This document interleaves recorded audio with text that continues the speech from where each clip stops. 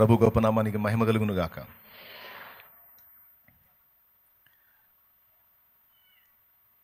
చాలా సంతోషం. ఇక టైంను పోనీయొద్దు, దేవుని వాక్యాన్ని ధ్యానించుకుందాం. బైబిల్ గ్రంథంలో నుండి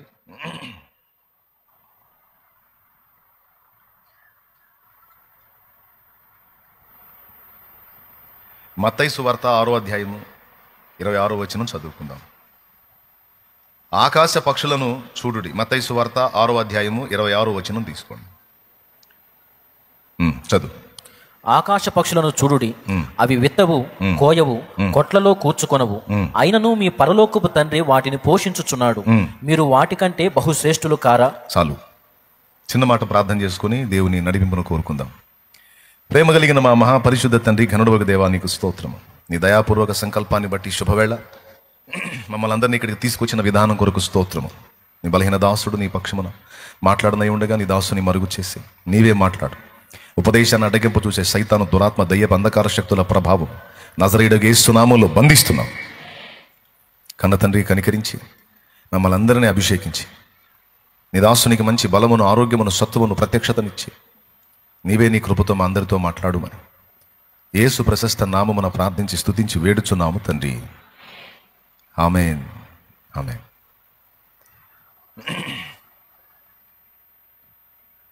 మనం చదువుకున్నటువంటి వాక్య భాగం మీకు తెలియంది కాదు. ఆకాశ పక్షులను చూడండి, అవి విత్తవు, కోయవు, కొట్లలో కూర్చుకొనవు, అయినను మీ పరలోకపు తండ్రి వాటిని పోషించుచున్నాడు. మీరు వాటికంటే బహుశ్రేష్ఠులు కారా అని యేసయ్య ప్రశ్నిస్తూ ఉన్నాడు. మనుషుల్ని గురించి ఆయన మాట్లాడుతూ భూమి మీద దేవుడు సృష్టించిన సృష్టిలో దేవునికి ఏవి శ్రేష్టమైనవి అనే విషయాన్ని మనం ఆలోచన చేస్తే అందులో మొదటి స్థానం మనుషులకే వచ్చింది. ఎందుకంటే ఈ ఒక్క చోటే కాదు, ఇంకా మరికొన్ని వచనాల్లో కూడా ప్రభు ఆ మాట మాట్లాడాడు. జస్ట్ ఒక 2 పేజీలు తిప్పండి. మత్తయి సువార్త 10వ అధ్యాయము 30వ వచనం చదువు. మీ తల వెంట్రుకలన్నీ లెక్కింపబడి ఉన్నవి కనుక మీరు భయపడకుడి, మీరు అనేకమైన పిచ్చుకల కంటే శ్రేష్ఠులు. దేవునికి స్తోత్రం కలుగును గాక. ఇక్కడేమని మాట్లాడాడు? ఇందాకేమో ఆకాశ పక్షులు అన్నాడు. ఆకాశ పక్షులు అన్ని రకాలు వస్తాయి. ఇక్కడ పక్షులన్నింటిలోనికి చిన్న వాటిని గురించి మాట్లాడుతున్నాడు.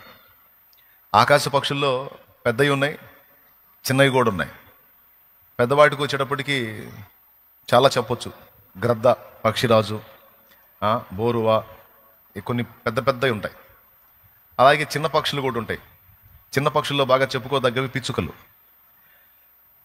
ఆకాశ పక్షులను ఒక చోట అన్నాడు, మరో చోటేమో మీరు పిచ్చుకల కంటే శ్రేష్ఠులు అన్నాడు.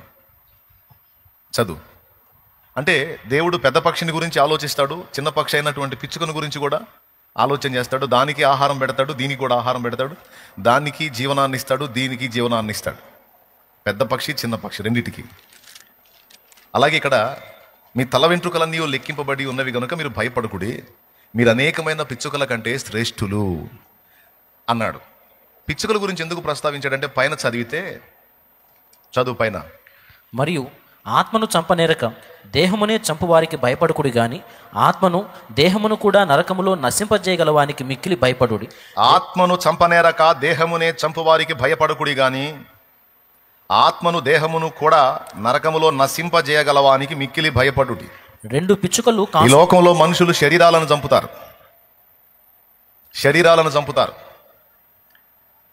అయితే దాని గురించి కూడా దేవుడు ఏం మాట్లాడుతున్నాడంటే, మీ తల వెంట్రుకలన్నీ లెక్కింపబడి ఉన్నవి, మీరు భయపడొద్దు అన్నాడు. తల వెంట్రుకలన్నీ లెక్కింపబడి ఉన్నవి, మీ తండ్రి సెలవు లేకుండా ఒక వెంట్రుక కూడా రాలదు అనే దాని అర్థం. 2 పిచ్చుకలు కాసుకు అమ్మబడును కదా, అయినను మీ తండ్రి సెలవు లేక వాటిలో ఒకటైనను నేల పడదన్నాడు. అంటే ఒక పిచ్చుక చనిపోవాలన్నా కూడా దేవుని సెలవు కావాలి. ఏం కావాలి? ఒక పిచ్చుక కన్ను మూయాలన్నా కూడా దేవుని సెలవు కావాలి. ఆయన సెలవు లేకుండా ఒక పిచ్చుకను కూడా మనం సంహరించలేము. పైన అంటాడు, ఆత్మను చంపనేరక దేహమునే చంపువారికి భయపడకుడి గాని ఆత్మను దేహమును కూడా నరకములో నశింపజేయగలవానికి మిక్కిలి భయపడుడి అన్నాడు.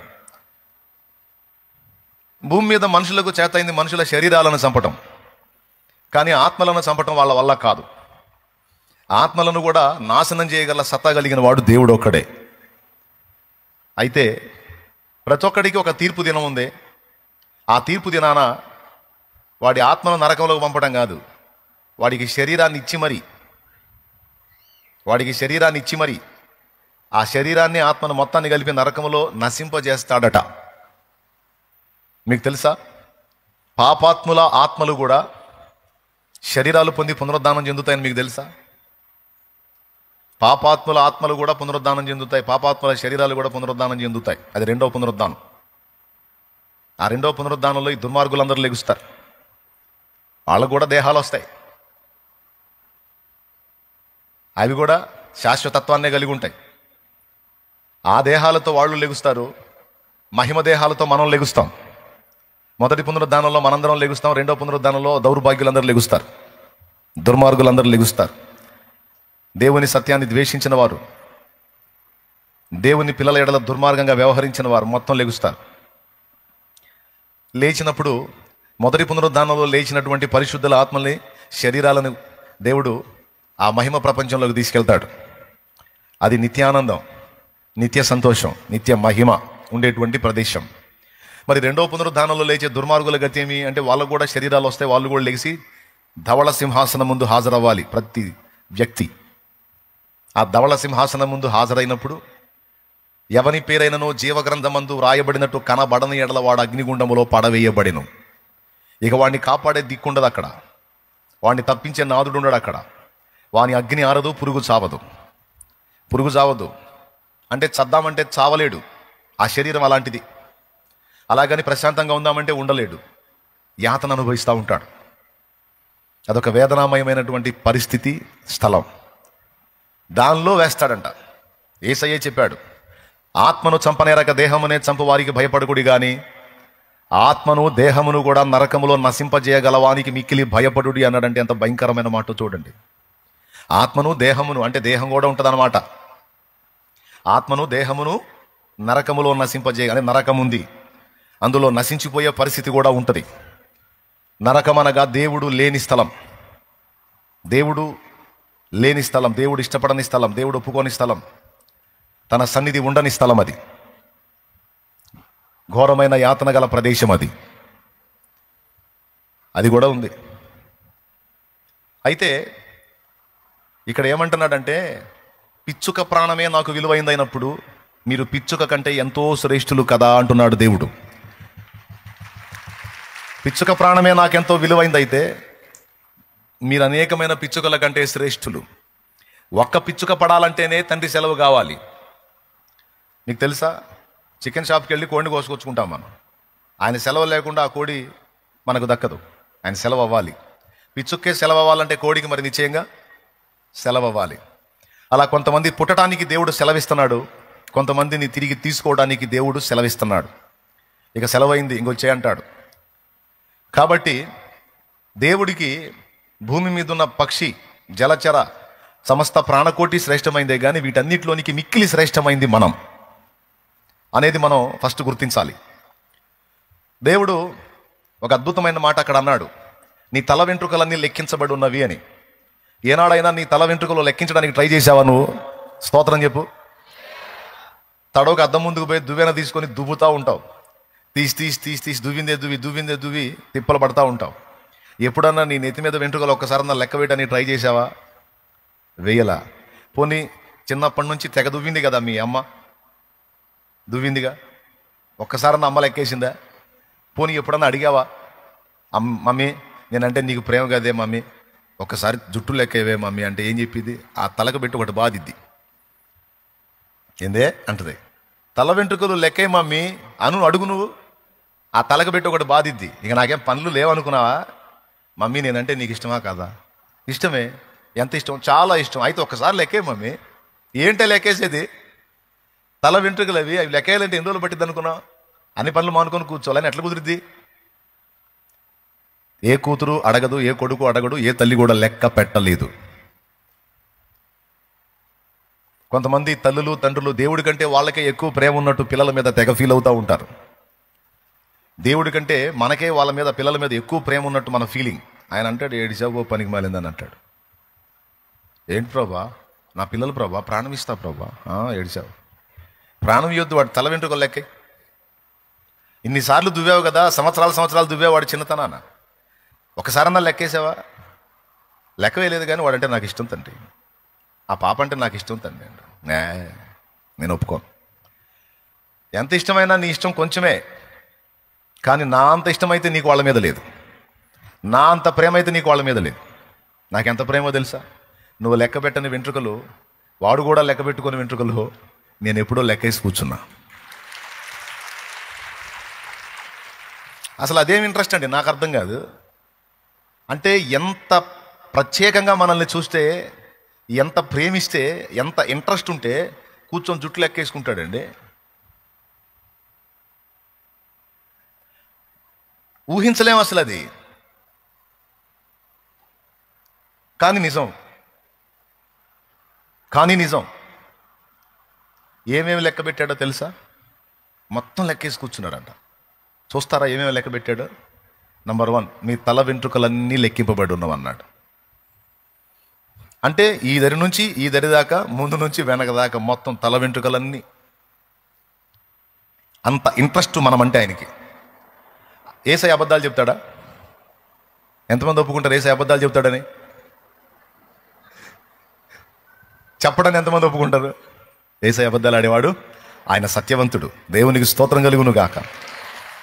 ఆయనే చెప్పాడు, మీ తల వెంట్రుకలన్నీ లెక్కింపబడి ఉన్నవి, భయపడకుడి అన్నాడు. మీ అమ్మ లెక్కే లేదు, మా అమ్మ లెక్కే లేదు. డైలాగులు మాత్రం తెగ ప్రేమ ఉన్నట్టు మాట్లాడతారు. ప్రేమ ఏం ప్రేమ లేదు. దేవుడికి ఉన్నంత ప్రేమ, దేవునికి ఉన్నంత శ్రద్ధ, దేవునికి ఉన్నంత పట్టింపు, దేవునికి ఉన్నంత ఆసక్తి, దేవుడు మనల్ని చూసేంత శ్రేష్టంగా మరి ఎవ్వరూ చూడరు. ఇది నువ్వు ఒప్పుకున్నా ఒప్పుకోకపోయినా ఇది పచ్చి నిజం, ఇది నిజం. ఇంకా ఏమేమి విషయాల్లో మన విషయంలో ఆయనకి ఇంట్రెస్ట్ ఉందో చూద్దాం. మన అడుగులను లెక్కేసి కూర్చున్నాడంట. అడుగులు, మన లైఫ్ టైం మొత్తం మనం ఎన్ని చోట్లకి వెళ్తామో, ఎన్ని అడుగులు వేస్తామో, ఒక రోజుకు వచ్చి ఎక్కడి నుంచి ఎంత దూరం నడుస్తామో, ఎన్ని అడుగులు వేస్తామో, మన అడుగుల లెక్క ఆయన రాసి కూర్చున్నాడంట. ఎక్కడుందో చెబుతారా? మన అడుగుల లెక్క ఆయన లెక్క పెట్టాడని ఎక్కడుందో చెప్పగలరా? 56వ కీర్తన 8వ వచనం. యోబు గ్రంథము 31వ అధ్యాయము 37వ వచనం చదువు. ఒక్క నిమిషం ఆగండి. ఇంకొకటి ఎక్కడ చెప్పావు నువ్వు? 56వ కీర్తన, అది సంచారాలు కదా, సంచారాలు. ఇక్కడ యోబు తన అడుగుల లెక్కను గురించి ఆయనతో మాట్లాడుతున్నాడు. నా అడుగుల లెక్క ఆయనకు తెలియజేసేదను అన్నాడు. ఈయన అడుగుల లెక్క ఈయన చెప్పటం ఈయనకే తెలిసినప్పుడు దేవునికి తెలియదా? నా అడుగుల లెక్క ఆయనకు తెలియజేసేదను. మరో చోట అంటాడు, నా అడుగుల లెక్క ఆయనకు తెలియను అని. దేవునికి స్తోత్రం కలుగును గాక. ఇప్పుడు 56వ కీర్తన 8వ వచనం ఒక్కసారి చూడండి. అక్కడ కొన్ని లెక్కేసి కూర్చున్నాడు. నా సంచారములను నీవు లెక్కించి ఉన్నావు. నా సంచారములు అంటే నేను సంచరించేటువంటివన్నీ ప్రదేశాలు, ఎన్ని చోట్ల తిరిగానో, ఎన్ని అడుగులు వేసానో మొత్తం లెక్కించి ఉన్నావు అన్నాడు. నంబర్ 1 తల వెంట్రుకలు లెక్కించాడు. నంబర్ 2 మన సంచారాలు, మనం అడుగులు వేసినవి, మనం ప్రయాణం చేసినవి మొత్తం లెక్కేసి కూర్చున్నాడు. 2, 3 మన కళ్ళ నుండి కారిన కన్నీళ్లు కూడా ఆయన లెక్కబెట్టి కూర్చున్నాడు. ఆ కిందికి చదివితే అర్థమైద్ది. నా కన్నీళ్లు నీ బుడ్డిలో నుంచబడి ఉన్నవి, అవి నీ కవిలలో కనబడును కదా. అదిగో, నా కన్నీళ్లు నీ బుడ్డిలో నుంచబడి ఉన్నవి, అవి నీ కవిలలో, కవిలే అంటే పుస్తకం, నీ పుస్తకంలో కనబడును కదా అన్నాడు. ఆయన మన కన్నుల నుండి జారిపడేటువంటి కన్నీళ్లను కూడా లెక్కించున్నాడు. ఎన్నిసార్లు ఏడ్చామో, ఏడ్చిన ప్రతిసారి ఎందుకు ఏడ్చామో, అందులో పనికిమాలిన ఏడుపు ఎంత ఉందో, పనికొచ్చే ఏడుపు ఎంత ఉందో. సీరియల్ చూసి ఏడిసేవాళ్ళు ఉన్నారు శోకండాలు పెట్టి కొంతమంది, సినిమాలు చూసి ఏడిసేవాళ్ళు ఉన్నారు శోకండాలు పెట్టి కొంతమంది. ఏ పనికిమాలిన ఏడుపులు అవన్నీ. అర్థమైందా? హీరో హీరోయిన్ విడిపోతే వాళ్ళిద్దరిని అటొకళ్ళు ఇటొకళ్ళు లాక్కొని పోతుంటే వీళ్ళు ఏడుతా కూర్చుంటారు.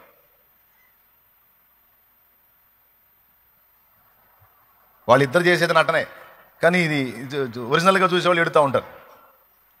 పనికిమాలిన ఏడుపులు, ఈ ఏడుపులు లెక్కలోకి రావు. అయినా రాసుకుంటాడు. అందులో పనికొచ్చే ఏడుపులెన్ని, పనికిరాని ఏడుపులెన్ని. ప్రతిఫలం పొందదగిన కన్నీళ్ళేవి, ప్రతిఫలం శూన్యమైనటువంటి కన్నీళ్ళేవి అనేది కూడా రాసుకుంటాడు.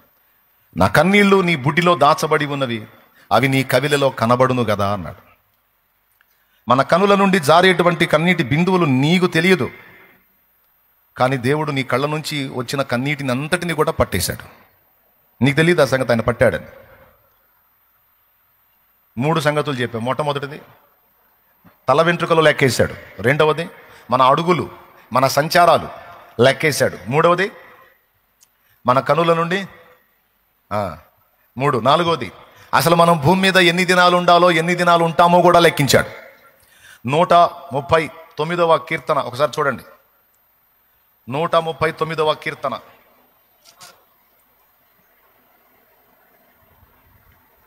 16వ వచనం చదువు. నేను పిండమునై ఉండగా నీ కన్నులు నన్ను చూచెను. నియమింపబడిన దినములలో ఒకటైనా కాక మునుపే నా దినములన్నీయు నీ గ్రంథములో లిఖితములాయెను. చూడండి, నియమింపబడిన దినములలో ఒకటైనా కాక మునుపే నా దినములన్నీయు నీ గ్రంథములో లిఖితములాయెను. దేవునికి స్తోత్రం కలుగునుగాక. చూడండి, నా నడకను నా పడకను నీవు పరిశీలన చేసి ఉన్నావు. 3వ వచనం. నా నడకను నా పడకను నీవు పరిశీలన చేశావు. మొదటి వచనం. 2వ వచనం, నేను కూర్చుండుట నేను లేచుట నీకు తెలియను. ఎన్నిసార్లు కూర్చుంటామో మన జీవితకాలం మొత్తంలో రాశాడు, ఎన్నిసార్లు లెగుస్తామో రాశాడు. ఎన్నిసార్లు మన లైఫ్ టైం మొత్తం ఎన్నిసార్లు కూర్చుంటామో తెలుసు, ఎక్కడెక్కడ కూర్చుంటామో తెలుసు. కారులో కూర్చుంటామో, బైక్ మీద కూర్చుంటామో, ఇంట్లో కూర్చుంటామో, అరుగు మీద కూర్చుంటామో, పొలంలో కూర్చుంటామో, చెట్టు కింద కూర్చుంటామో, ఎన్ని చోట్ల కూర్చుంటామో. నేను కూర్చుంటుట నేను లేచుట నీకు తెలియను. లైఫ్ టైం మొత్తం ఎన్నిసార్లు మనం కూర్చుంటామో లెగుస్తామో దేవుడు లెక్కబెట్టి కూర్చున్నాడు. ఎన్ని రోజులు మనం భూమి మీద ఉండాలో ఉంటామో లెక్కబెట్టి కూర్చున్నాడు. ఎన్నిసార్లు ఏడ్చామో, ఏడ్చిన ప్రతిసారి ఎందుకు ఏడ్చామో, ఏడ్చిన ప్రతిసారి ఎన్ని కన్నీళ్ళు వచ్చినాయో లెక్కబెట్టి కూర్చున్నాడు. మనం భూమి మీద ఎన్ని ప్రాంతాలు తిరిగామో, ఎన్ని చోట్లకు నడిచామో, ఎన్ని అడుగులు వేశామో, అడుగుల లెక్క కూడా లెక్కబెట్టి కూర్చున్నాడు. ఏబు గ్రంథంలోనే అంటాడు, నా అడుగులను నీవు లెక్కించి ఉన్నావు అని. ఒక చోటేమో నా అడుగుల లెక్క నేను ఆయనకి తెలియజెప్పేదని ఉంటుంది, మరో చోటేమో నీవు నా అడుగులను లెక్కించి ఉన్నావు అంటాడు. దేవునికి స్తోత్రం కలుగునుగాక. హల్లెలూయా. నియమింపబడిన రోజులలో ఒక్క రోజైనా ఇంకా నాకు స్టార్ట్ కాకముందే నా టోటల్ లైఫ్ టైం మొత్తం నీకు తెలుసు అన్నాడు. లెక్కబెట్టి కూర్చున్నాడు. ఏమండి, అన్ని నమోదు చేయబడ్డాయి, అన్ని రాయబడ్డాయి. ఎంత శ్రేష్టంగా మనల్ని భావిస్తే అన్ని లెక్కేసుకుంటున్నాడండి. దీన్ని బట్టి దేవుడు మనల్ని ఎంత శ్రేష్టంగా చూస్తున్నాడో, ఆయన దృష్టికి మనం ఎంత విలువైన వారముగా ఉన్నామో కొంచెం అర్థం చేసుకోవచ్చు. నీ తల్లికి, నీ తండ్రికి, నీ తోడబుట్టిన వారికి, నువ్వు కన్నవారికి కూడా నీ మీద లేనంత ఇంట్రెస్ట్, శ్రద్ధ నీ విషయంలో, నా విషయంలో మన సృష్టికర్త అయిన దేవుడికి ఉంది. నువ్వు ఒప్పుకున్నా ఒప్పుకోకపోయినా ఇది పచ్చి నిజం, నగ్న సత్యం. దేవునికి మహిమ. ఈ మాట వింటున్నప్పుడు మీ మనసుకి ఏమనిపిస్తుంది? ఆదరణ కలుగుతుందా? భయం కలుగుతుందా? రైట్. కట్టుకున్న భర్తకు లేదు నీ మీద అంత ఇంట్రెస్ట్, కన్న తల్లికి తండ్రికి లేదు. అరాకొరా ఉండొచ్చు, కానీ దేవుడికి ఉన్నంత అయితే లేదు. అదిగో చెప్పలా, ఏబు గ్రంథం 14, 16 కూడా అండర్లైన్ చేసుకోండి, అక్కడ ఉంటుంది. అయితే ఇప్పుడు నీవు నా అడుగు జాడలను లెక్క పెట్టుచున్నావు. అదిగో అది అడుగు జాడలను లెక్క పెట్టుచున్నావు. ఒక చోట ఏమన్నాడు, నా అడుగుల లెక్క నేను చెప్తున్నాడు, ఇక్కడేమో నా అడుగు జాడలను లెక్కేస్తున్నావు.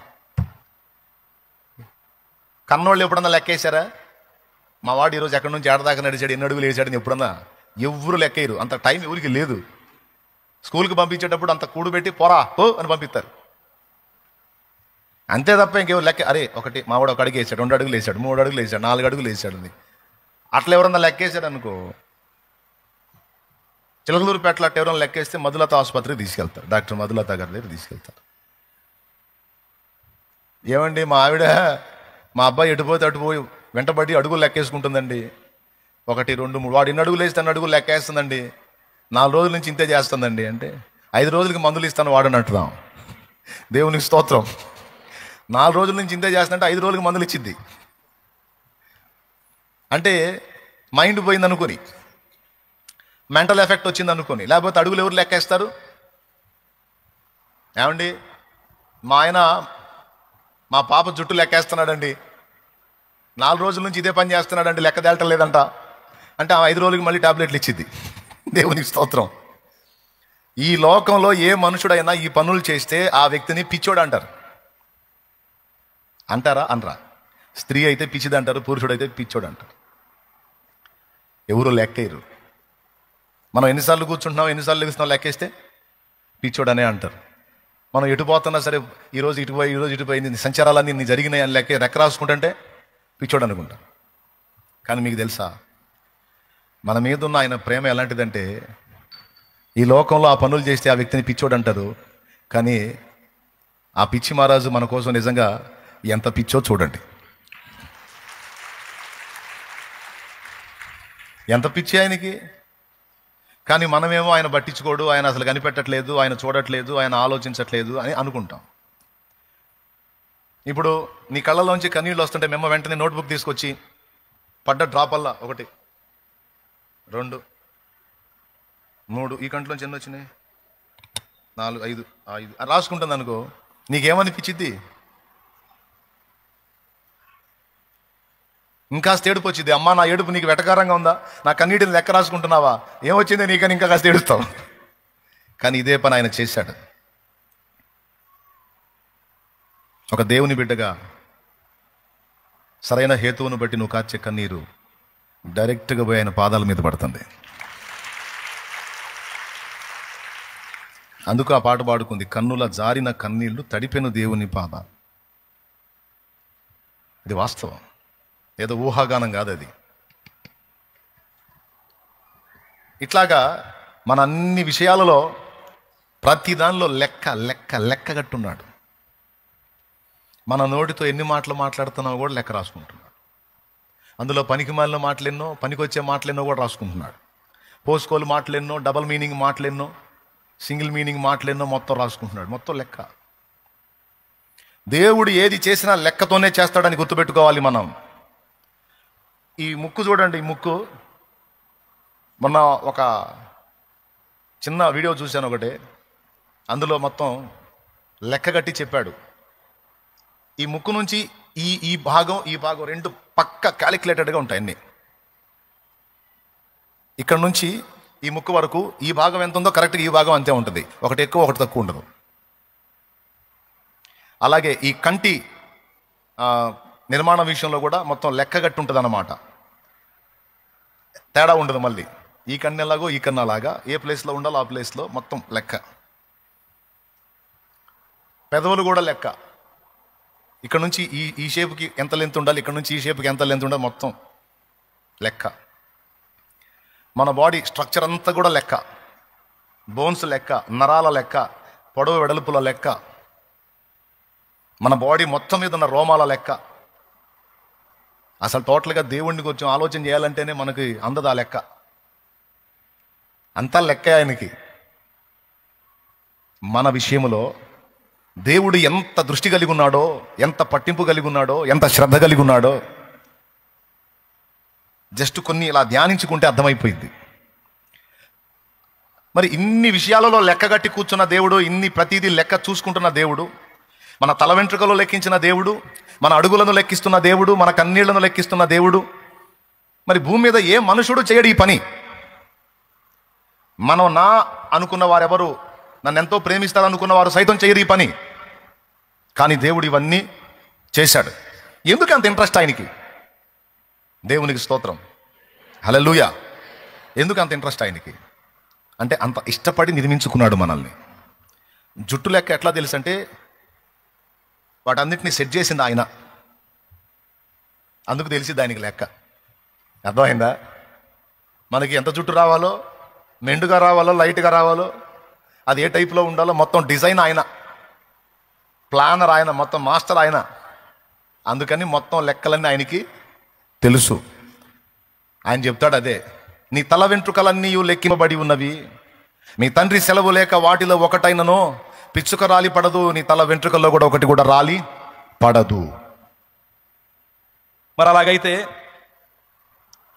మరి కొన్నిసార్లు కొన్ని జరుగుతున్నాయి కదా, కొంతమంది ప్రాణాలు పోతున్నాయి, కొన్ని ఇబ్బందులు కలుగుతున్నాయి, కొన్ని దారుణాలు జరుగుతున్నాయి. మరి దేవుడు మన విషయంలో ఇంత పట్టింపు కలిగి ఉంటే మన నడక, మన అడుగులు, మన కూర్చోవటం, లేవటం, మన దినములు అన్ని లెక్కేస్తే, మన తల వెంట్రుకలు కూడా లెక్కేస్తే, అనేకమైన వాటికంటే మీరు శ్రేష్ఠులు అని మనతో మాట్లాడితే, మరి కొన్నిసార్లు ఎందుకు చూచి చూడనట్టు వదిలేస్తున్నాడు దేవుడు? కొన్ని దారుణాలు జరుగుతుంటే ఎందుకు అలా వదిలేస్తున్నాడు దేవుడు? ముఖ్యంగా భక్తుల విషయంలో వారిని ఎందుకు అంత యాతన పడనిస్తున్నాడు? ఎందుకు వాళ్ళని దుర్మార్గులు యాతన పెడుతుంటే అనుమతించాడు? ఎందుకు కొన్ని విషయాల్లో మనం నలుగుతుంటే దేవుడు వదిలేసి ఊరుకుంటున్నాడు అనే ప్రశ్నలు మనకి నెంబర్ 2లో వచ్చేస్తాయి. నెంబర్ 1లో ఈ మ్యాటర్ అంతా విన్నాక నెంబర్ 2లో ఇదే వచ్చింది ప్రశ్న. ఇప్పుడు నెంబర్ 3లో నా సమాధానం చెప్తా. దేవునికి స్తోత్రం. నెంబర్ 1లోనేమో దేవుడు మనల్ని ఎంత శ్రేష్టంగా భావించాడో మీకు చెప్పా. 2 చోట్ల ఆకాశ పక్షులను చూపించి మాట్లాడాడు, తర్వాత పిచ్చుకలను చూపించి మాట్లాడాడు. ఈ 2 కాదు, గొర్రెం చూపించి కూడా మాట్లాడాడు. అదే మత్తయి సువార్త. అది కూడా ఒక అండర్లైన్ చేసేసి ఒక పని అయిపోద్ది. 12వ అధ్యాయము 9వ వచనం నుంచి చదువు. ఆయన అక్కడి నుండి వెళ్ళి వారి సమాజ మందిరములో ప్రవేశించినప్పుడు, చదువునానా? ఇదిగో ఓచ చేయగలవాడు ఒకడు కనబడెను. వారు ఆయన మీద నేరం మోపవలనని విశ్రాంతి దినమును స్వస్థపరచుట న్యాయమా అని ఆయనను అడిగిరి. అందుకు ఆయన, మీలో ఏ మనుషునికైనను ఒక గొర్రెయుండి అది విశ్రాంతి దినమున గుంటలో పడిన ఎడల దాన్ని పట్టుకొని పైకి తీయడా? గొర్రె కంటే మనుషుడెంతో శ్రేష్ఠుడు. అద్దుగో, గొర్రె కంటే మనుషుడు ఎంతో. ఇందాకేం చెప్పాడు? ఆకాశ పక్షులు. 2వది ఏం చెప్పాడు? పిచ్చుకలు. 3వది ఏం చెబుతున్నాడు? గొర్రె. ఈ ప్రతి చోట కూడా నాకు మనుషుడెంతో శ్రేష్ఠుడు, మనుషుడెంతో శ్రేష్ఠుడు, మనుషుడెంతో శ్రేష్ఠుడు అని మాట్లాడుతున్నాడు. దేవునికి మహిమ. అంటే భూమి మీద పుట్టినటువంటి మనుషులందరూ కూడా దేవునికి శ్రేష్ఠులే. ఒకటి. ఈ శ్రేష్టతలో మళ్ళీ ఇంకొకటి ఉంది. మనుషులందరూ శ్రేష్ఠులే, వాళ్ళకంటే కూడా శ్రేష్ఠులు ఉన్నారు. వాళ్ళెవరో తెలుసా? ఆయన భూమి మీదకి వచ్చి తన ప్రాణమును క్రయధనముగా చెల్లించి విలువ పెట్టి కొన్నాడు చూడు, వారు. 1 కొరింథీ పత్రిక 6వ అధ్యాయము 19వ వచనం చదువు. 6:19 1 కొరింథియన్స్. మీ దేహము దేవుని వలన మీకు అనుగ్రహింపబడి మీలోనున్న పరిశుద్ధాత్మకు ఆలయమై ఉన్నదని మీరు ఎరుగరా? మీరు మీ సొత్తు కారు, విలువ పెట్టి కొనబడిన వారు గనుక మీ దేహముతో దేవుని. మీరు మీ సొత్తు కారు, విలువ పెట్టి కొనబడిన వారు. ఏం విలువ పెట్టాడంటే తన ప్రాణమునే విలువగా పెట్టేశాడు. ఎంత శ్రేష్టంగా మనల్ని భావిస్తే తన ప్రాణాన్ని క్రయధనంగా చెల్లించాడండి. దీన్ని బట్టి కూడా మనం ఆలోచించవచ్చు, మనం ఎంత శ్రేష్టమైన వారం. లోకంలో ఉన్న మనుషులందరూ దేవునికి శ్రేష్ఠులు, వాళ్ళలో ఇంకా శ్రేష్ఠులు మనలో ఇంకా శ్రేష్ఠులు ఉన్నారు. ఇప్పుడు మొత్తం 3 గ్రేడ్లలో శ్రేష్టత ఉంది. 1 మనుషులు శ్రేష్ఠులు, 2వది క్రీస్తు రక్తము చేత విమోచింపబడి పరిశుద్ధ పరచబడిన వారు ఇంకా శ్రేష్ఠులు. వారిలో నుండి తన పరిచర్యకు వచ్చి తన రాజ్య వ్యాప్తి కొరకు, ఆత్మల రక్షణ కొరకు పాటుపడే స్త్రీ అయినా పురుషుడైనా మిక్కిలి శ్రేష్ఠులు.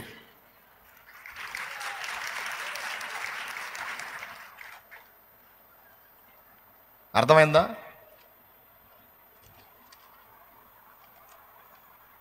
దానికి కూడా బైబిల్లో వచనం ఉంది. దావీదు భక్తుడు అన్నాడు, భూమి మీద భక్తులే శ్రేష్ఠులు, వారు కేవలం నాకు ఇష్టలు అన్నాడు చూడు. కీర్తనల గ్రంథము ఉందా? మరి భూమి మీద భక్తులే శ్రేష్ఠులు, వారు కేవలం నాకు ఇష్టలు. తీయగలరా? నేను తినా.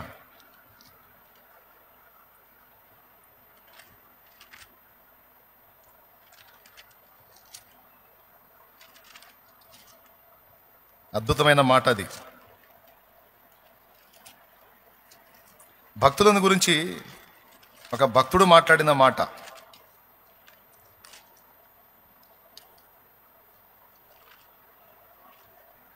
చదువు.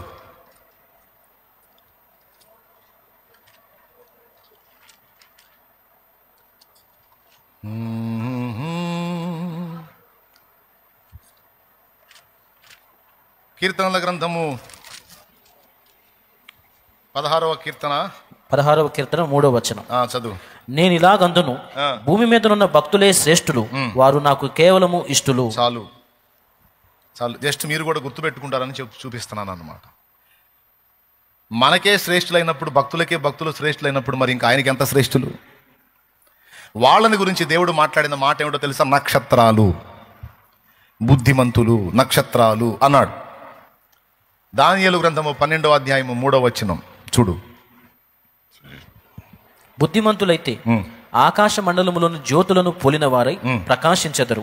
నీతి మార్గమును అనుసరించి నడుచుకున్నట్లు ఎవరు అనేకులను త్రిప్పుదురో వారు నక్షత్రము వలె నిరంతరమును ప్రకాశించెదరు. దేవునికి స్తోత్రం. దీనికే పత్రిక పాఠాల్లో మరో మాట కూడా ఉంది. మీరు జీవవాక్యము చేతబట్టుకుని లోకమందు జ్యోతుల వలె ఉన్నారు అన్నాడు. జ్యోతి అన్నా నక్షత్రం అన్నా ఒకటే. స్తోత్రం. పెద్దగా చెప్పండి అండి. అవునా? రైట్. ఇప్పుడు భూమి మీద దేవునికి శ్రేష్టమైంది ఏంటో ఫస్ట్ పాయింట్లో చెప్పాను. ఎవరు అంటే ఆయన సృష్టించిన మనుషులు. పిచ్చుకల కంటే, ఆకాశ పక్షుల కంటే, గొర్రెల పశువుల కంటే కూడా మనుషులే ఆయనకు శ్రేష్ఠులు. మొదటిది. ఎందుకంటే మిగిలిన వాటి వేటికి కూడా ఆత్మ లేదు, కానీ మానవ శరీరంలో ఆత్మ ఉంది. నరుని ఆత్మ యెహోవా పెట్టిన దీపము. మానవ శరీరంలో ఆత్మ ఉంది. అందుకే అన్నిటికంటే ఎక్కువ శ్రేష్టంగా మనుషుణ్ణి దేవుడు పరిగణించాడు. మొదటిది. ఈ మనుషుల్లో కూడా 3 వర్గాలు ఉన్నాయి. ఒకటి మనుషులే కానీ ఇంకా రక్షణలోనికి రానటువంటి వ్యక్తులు. వాళ్ళు శ్రేష్ఠులే, వాళ్ళు కూడా శ్రేష్ఠులే. ఎందుకంటే వాళ్ళని కూడా ఆయన నిర్మించాడు కదా. వాళ్ళకంటే శ్రేష్ఠులు ఎవరంటే ఆయన మాట విని మారు మనసు పొంది రక్షణలోనికి వచ్చి రక్తములో కడగబడి పరిశుద్ధ పరచబడి ప్రభువుని సేవిస్తున్న వారు ఇంకా శ్రేష్ఠులు.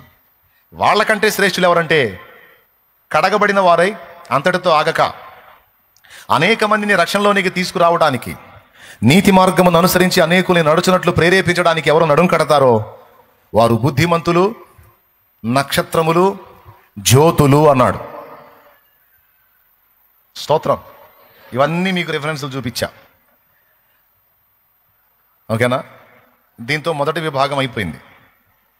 ఇప్పుడు చెప్పండి, దేవుడికి భూమి మీద శ్రేష్ఠులు ఎవరు? అందరూ చెప్పాలి పెద్దగా. మనుషులు. మనుషుల్లో ఇంకా శ్రేష్ఠులు ఎవరు? రక్షింపబడిన వారు. వారిలో ఇంకా శ్రేష్ఠులు ఎవరు? అది యెహోవా భక్తులు. ఓకేనా? యెహోవా భక్తుల మరణము ఆయన దృష్టికి విలువ గలది. మరణము తప్పించుట యెహోవా వశము. తన భక్తుల నడతను ప్రవర్తనను ఆయన కాచును. ఇలా అనేక మాటలు ఉన్నాయి. యెహోవా యందు భయభక్తులు గలవారి చుట్టూ ఆయన దూత కావలి ఉండి వారిని రక్షించును. ఇలాగ అనేక వచనాలు ఉన్నాయి ఆయన మనకిచ్చే ప్రొటెక్షన్ విషయంలో. 34వ కీర్తన 7వ వచనంలో ఆయన దూత కావలి ఉండి వారిని రక్షిస్తాడని ఉంది. 91వ కీర్తన 11వ వచనంలో ఆయన నిన్ను గూర్చి తన దూతలకు ఆజ్ఞాపించును, నీ పాదములకు రాయి అయినా తగలకుండా వారు నిన్ను తమ చేతులతో ఎత్తి పట్టుకొందురు. ఓకేనా? అలాగే అదే 91వ కీర్తనలో అపాయము నీ యొద్దకు రాదన్నాడు. అదే 91వ కీర్తనలో అతడు నన్ను ప్రేమించుచున్నాడు గనుక నేను అతని తప్పించేదను అన్నాడు. అతడు నా నామము నెరిగిన వాడు గనుక నేను అతని గొప్ప చేసేదను అన్నాడు. మరి ఇప్పుడు మరణం తప్పించుట యెహోవా వశము అని ఆయనే చెప్పాడు. యెహోవా భక్తుల మరణం ఆయన దృష్టికి విలువగలదన్నాడు. మరణం తప్పించుతావు కదా, మరణం తప్పించడం నీ చేత ఇది కదా, మరి ఎందుకు భక్తులను మరణానికి అప్పగిస్తున్నావు? వాగ్దానం చేశావుగా. ఏమయ్యా వాగ్దానం చేశావుగా, యెహోవా యందు భయభక్తులు గల వారి చుట్టూ ఆయన దూత కావలి ఉండి వారిని రక్షిస్తాడని. ఎటుపోయాడా దూత? భక్తుల్ని ఆంతున చంపుతుంటే, భక్తులు చనిపోతుంటే 3 రోజుల క్రితం 2 భక్తులు లోకాన్ని వదిలేశారు. రామగుండం అనే ప్రాంతంలో పరిచర్య చేసే దైవజనుడు పాస్టర్ కరుణాకర్ అనేటువంటి దైవజనుడు, మీకు తెలుసా? ఆయన కూడా ఇక్కడికి వచ్చాడు. ఒకరోజు అక్కడే కూర్చొని దేవుని వాక్యం ఆయన కూడా విన్నాడు. కూటం అయిపోయిన దాకా ఉండి నన్ను కలిసి వెళ్ళారు ఆయన. రామగుండం దైవజనుడు పాస్టర్ కరుణాకర్ గారు, ఆయన యాక్సిడెంట్లోనే కన్ను మూశాడు. తర్వాత ప్రవీణ్ పగడాల గారు, అది వాళ్ళిద్దరు. ఆయన కూడా మంచి దైవజనుడు, దేవుని కృపను బట్టి ఆయన కూడా ఒకసారి ఇక్కడికి వచ్చాడు. అంటే మీరు ఎరిగి ఉండకపోవచ్చుగా, నేను ఎరిగి ఉన్నాను వారిద్దరిని. ఇప్పుడు ఈ జరిగిన తర్వాత మీ అందరికీ తెలిసింది. వీళ్ళు ఇవన్నీ చూసినప్పుడు భక్తుల్లో ఒక సందేహం పుట్టింది. దేవుడు ఇన్ని వాగ్దానాలు చేశాడు కదా, ఇన్ని ప్రామిసులు చేశాడు కదా, మరి ఏది రక్షణ, ఏది భద్రత, ఏది మరి మరణము తప్పించడం యెహోవా వశం అంటే ఎందుకని తప్పించలేదు? మరి ఇక ముందు ముందు పరిస్థితులు ఏంటి? కొంతమంది ప్రశ్నలు వేస్తూ ఉంటారు. మీ దేవుడు ఎందుకని కాపాడలేదు? మీ దేవుడి సేవలోనే తిరుగుతున్నారుగా, మీ యేసు ప్రభువే కదా, చచ్చిపోయిన వాళ్ళని కూడా లేపుతాడు కదా, ఎందుకని మీ యేసు ప్రభు వీళ్ళని కాపాడలేదు అని అన్ని జనులు కొంచెం హేళనగా మాట్లాడుతున్నారు, ఎగతాళిగా కామెంట్లు పెడతా ఉన్నారు. అంటే వాళ్ళకి తెలియదు కాబట్టి వాళ్ళు అలాగ మాట్లాడుతున్నారు. బైబిల్ గ్రంథంలో ఏం చెప్పాడంటే 2 మాటలు ఆయనే రాయించాడు. మరణము తప్పించుట యెహోవా వశము అన్న మాట ఆయనే రాయించాడు. యెహోవా భక్తుల మరణము ఆయన దృష్టికి విలువగలది అని కూడా రాయించాడు. అంటే యెహోవా భక్తులకు కూడా మరణము కలిగిద్ది అనేది రాయించాడు. 82వ కీర్తన 6వ వచనంలో చూస్తే ఈ మాట కూడా ఉంది, చూడండి. 82వ కీర్తన 6వ వచనం ఒకసారి చూడండి, బైబిల్ ఉంటే తీసి చూడండి, చదువు. మీరు దైవములని, మీరందరూ సర్వోన్నతుని కుమారులని నేనే సెలవిచ్చి ఉన్నాను. అయినను ఇతర మనుషులు చనిపోవునట్లు మీరును చనిపోవుదురు, అధికారులో ఒకడు కూలునట్లు మీరును కూలుదురు. అదుగో అది వచనం. దేవునికి స్తోత్రం కలుగును గాక. మీరు దైవములనియు మీరందరూ సర్వోన్నతుని కుమారులనియు నేనే సెలవిచ్చి ఉన్నాను. అయినను ఇతర మనుషులు చనిపోవున్నట్లు మీరును చనిపోవుదురు, అధికారులలో ఒకడు కూలున్నట్లు మీరును కూలుదురు అన్నాడు. బాగా వినాలి, స్తోత్రం చెప్పండి అందరూ కలిసి.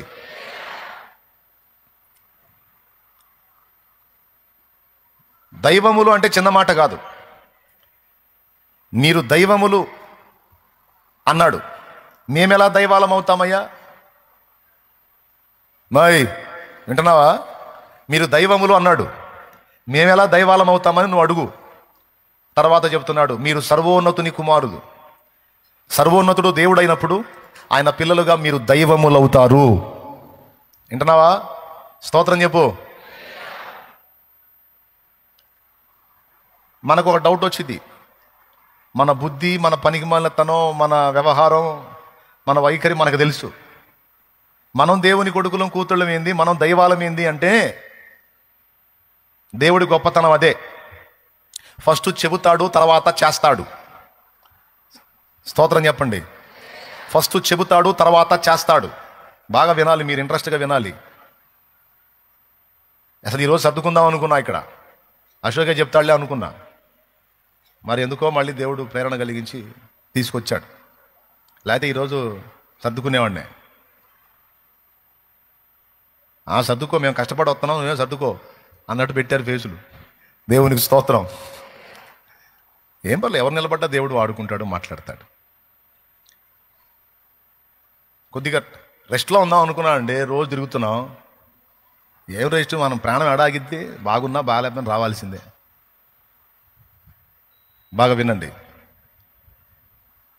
అష్టవంకరులు కలిగిన మనం సర్వోన్నతుని పిల్లలం ఏమిటి, మనం దైవాలం ఏమిటి అన్న ప్రశ్నకి సమాధానం. అసలు దేవుడు ఎందుకు మనల్ని శ్రేష్ఠులుగా చూస్తున్నాడు? నెత్తి మీద రూపాయి పెడితే దమ్మిడికి జలనట్టుంది మన బతుకు. సరైన నివాసం లేదు, సరైన తిండి లేదు, సరైన ఆదరణ లేదు, సరైన ఆశ్రయం లేదు. నానా బాధలు పడుతున్నాం. అసలు ఈ భూమి మీద ఈ బతుకు తెల్లారితే చాలరా దేవుడా అనుకుంటున్నాం. కానీ ఆయన ఏమంటున్నాడు? నువ్వు దైవాన్ని అంటున్నాడు, నువ్వు దేవత అంటున్నాడు, మీరు దైవాలు అంటున్నాడు, మీరందరూ సర్వోన్నతుని కుమారులు అంటున్నాడు. దేవుని స్పెషల్ ఏంటంటే ఇన్ని వంకర్లు కలిగిన మనకు ఆ టైటిల్ ఇచ్చాడా? ముందు చెప్తాడు, తర్వాత చేస్తాడు. ప్రతిసారి దేవుని పద్ధతి ఇదే. యేసు ప్రభు మరియమ్మ కడుపులో పుట్టక మునిపే ముందే ప్రవచనాలు చెప్పించాడు. ఇదిగో కన్యక గర్భవతి, కుమారుని కనును, అతనికి ఇమ్మానుయేలు పేరు పెట్టుదురని ముందే ప్రవక్తల చేత ప్రవచింపజేసి అనేక గ్రంథాల్లో తన్ను గూర్చి ముందే తన రాకను గూర్చి రాయించి ఆ తర్వాత వచ్చాడు మరియమ్మ కడుపులో నుండి భూమి మీదకి. ఫస్ట్ చెబుతాడు, రాసుకో ఇంట్రెస్ట్ ఉంటే, దేవుడి పద్ధతి. మొదట చెబుతాడు, తర్వాత రైట్. ఒక్క కొడుకు కూడా లేనప్పుడు దేవుడు అబ్రాముకి అబ్రహాము అని పేరు పెట్టాడు. దేవునికి స్తోత్రం. హాగరుకు ఒక కొడుకు పుడితే ఆ కొడుకును సాగనంపించాడు. ఇంకా ఆయనకి ఎవరు లేరు. అలాంటి అబ్రాముకి ఇక నుంచి నీ పేరు అబ్రాము కాదు అబ్రహాము అన్నాడు. అబ్రాము అంటే ఘనుడైన తండ్రి, అబ్రహాము అంటే జనములకు తండ్రి. ఏదో హాగరుతో తిప్పలబడి ఒకడిని కంటే వాడిని కూడా ఎడారుల్లో వదిలిపెట్టేటట్టు చేసి ఒట్టి విస్తరాకులాగా నా బతుకును మార్చి మళ్ళీ అబ్రహాము అని పిలుస్తున్నావు. ఎవడున్నాడు ఏడా? ఒక్కడు కూడా లేడు నాకు. కానీ నాకేమో పేరు జనములకు తండ్రి. ఏమిటాయన్ను అన్లా అబ్రాం. సరే ప్రభు అని అప్పటి నుంచి దేవుడు పేరు మారిస్తే అప్పటి నుంచి అబ్రాం తీసేసి అబ్రహాము అని చెప్పడం మొదలుపెట్టాడు. మీరు చెప్పండి, ముందు టైటిల్ ఇచ్చాడు, తర్వాత నిజంగా ఆ పని చేశాడా లేదా? ఎంతమంది సంతానాన్ని ఇచ్చాడు? ఇప్పుడు భూమి మీద ఉన్న జనాభాలో 3/4 జనాభా అబ్రహాము సంతతే. అది ఏ రూపంలోనన్నా కానీ. తెలుసా మీకు ఆ సంగతి? ప్రపంచ జనాభాలో అత్యధిక శాతం జనాభా క్రైస్తవులు. వీళ్ళందరూ కూడా విశ్వాసమును బట్టి అబ్రహాము సంతతి అని బైబిల్లో రాసుంది. మనందరం విశ్వాసమును బట్టి ఎవరు పిల్లలం? అబ్రహాం పిల్లలం. ఇశ్రాయేలీలు ఎవరు పిల్లలు? శరీరమును బట్టి అబ్రహాం పిల్లలే. ముస్లింలందరూ ఎవరు పిల్లలు? శరీరమును బట్టి అబ్రాము ఇష్మాయిల్ని కన్నాడు. ఇష్మాయిల్ నుంచి వచ్చిన సమూహమే ముస్లిం జనాభా. ఓకేనా? ఇప్పుడు చెప్పండి, ప్రపంచ జనాభాలో అత్యధిక జనాభా మొదట క్రైస్తవులు అయితే రెండవ జనాభా ముస్లింలు. ఓకే, వీళ్ళందరూ కూడా తర్వాత ఇశ్రాయేలీలు. మొత్తం మీరు కానీ ఆలోచన చేస్తే అక్కడ భూమి మీద ఉన్నటువంటి జనాభాలో 3/4 కంటే ఎక్కువ జనాభా అబ్రహాము సంతతే ఉంది. అది అక్కడ లెక్కిచ్చాడు, చూడండి. ఇంటికి పోయి అది చూసుకోండి,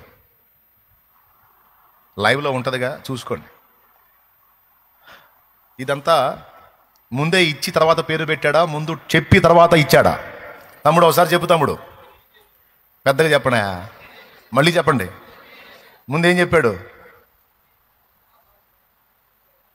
నువ్వే లెక్క పెట్టలేనంత సంతానాన్ని నీకు ఇస్తాను, ఇక మీద నీ పేరు అబ్రాము కాదు అబ్రహాము అని చెప్పి ముందు చెప్పాడు. చెప్పినప్పుడు ఒక్కడు కూడా లేడు, కానీ తర్వాత అబ్రహామే లెక్క పెట్టలేనంత మంది సంతానం అయినారు. దేవుని పద్ధతిది. అలాగే ఇప్పుడు మనకేం టైటిల్ ఇచ్చాడు? దెయ్యాల్లాంటి మనస్తత్వాలు కలిగి ఉండి దెయ్య పనులు చేసుకుంటా కొన్ని ప్రవర్తిస్తున్న మనకి దైవములు అనే టైటిల్ ఇచ్చాడు. మరి అబ్రాముకు అబ్రహాము అనే టైటిల్ ఇచ్చి నెరవేర్చాడా లేదా? మరి మనకు కూడా ఇచ్చిన టైటిల్ని నెరవేర్చి తీరతాడు. మనకేమని టైటిల్ ఇచ్చాడు చెప్పండి? మీరు దైవములు అన్నాడు. మీరందరూ సర్వోన్నతుని కుమారులు కుమార్తెలు. మన దగ్గర ఏమో ఇప్పుడు కొన్ని లక్షణాలు తేడాగా ఉన్నాయి. దైవపు లక్షణాలు లేవు, దయ్యపు లక్షణాలు ఉన్నాయి. మరి ఎట్లా అంటే ఇప్పుడు కాదు, క్రమక్రమంగా ఆ లక్షణాలన్నిటిని తొలగించి దేవుని సారూప్యంలోనికి నిన్ను నన్ను మార్పు చెందించడమే పరిశుద్ధాత్మ దేవుడు ఇప్పుడు చేస్తున్న పని. దేవుని పోలికిచ్చాడు, దేవుని స్వరూపం ఇచ్చాడు. ఇప్పుడు దేవుని స్వభావాన్ని మనలోనికి తీసుకొని రావడానికి కృషి చేస్తున్నాడు. అది కూడా సంపూర్తయిందంటే ఆయన దేవుడు, మనము దైవములం. అది టోటల్ ప్రణాళిక.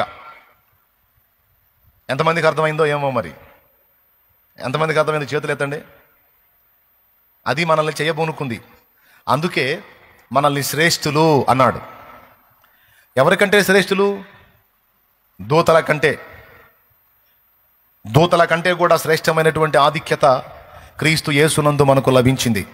ఎందుకంటే ఆయన దూతల కంటే కూడా శ్రేష్టమైన నామాన్ని కలిగి ఉన్నాడు. చూడండి, హెబ్రీ పత్రిక 1వ అధ్యాయము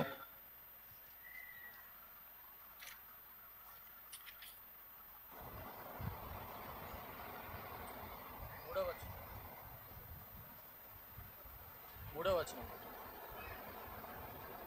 అద్భుతమైనటువంటి మాటలు ఆయన మాట్లాడాడు. అందులో దేవదూతల గురించి ఎప్పుడైనా ఈ మాట అన్నాడా? చూడండి, 5వ వచనం నుంచి చదువు. ఏలయనగా, ఒక్క నిమిషం, 4వ వచనం నుంచి చదువు. ఆయన దేవుని మహిమ యొక్క తేజస్సును, ఆయన తత్వము యొక్క మూర్తిమంతమునయుండి తన మహత్తు గల మాట చేత సమస్తమును నిర్వహించుచు పాపముల విషయములో శుద్ధీకరణము తానే చేసి. యేసయ్య గురించి చెప్తున్నాడు. దేవదూతల కంటే ఎంత శ్రేష్టమైన నామము పొందెనో వారికంటే అంత శ్రేష్ఠుడై ఉన్నత లోకమందు మహామహుడగు దేవుని కుడిపార్శ్వమున కూర్చుండెను. అబ్బా, దేవదూతల కంటే ఎంత శ్రేష్టమైన నామము పొందినో వారికంటే అంత శ్రేష్ఠుడై. చెప్పండి, ఇప్పుడు ఎవరికంటే శ్రేష్ఠుడు? ధవళవన్నుడు రత్నవన్నుండు నా ప్రియుడు అవని 10,000 అతి శ్రేష్ఠుడా తండు. ధవళవన్నుడు రత్నవన్నుండు నా ప్రియుడు అవని 10,000 అతి శ్రేష్ఠుడా తండు. ఎవరు ఆయన కిలలో సమరూప పురుషుండు.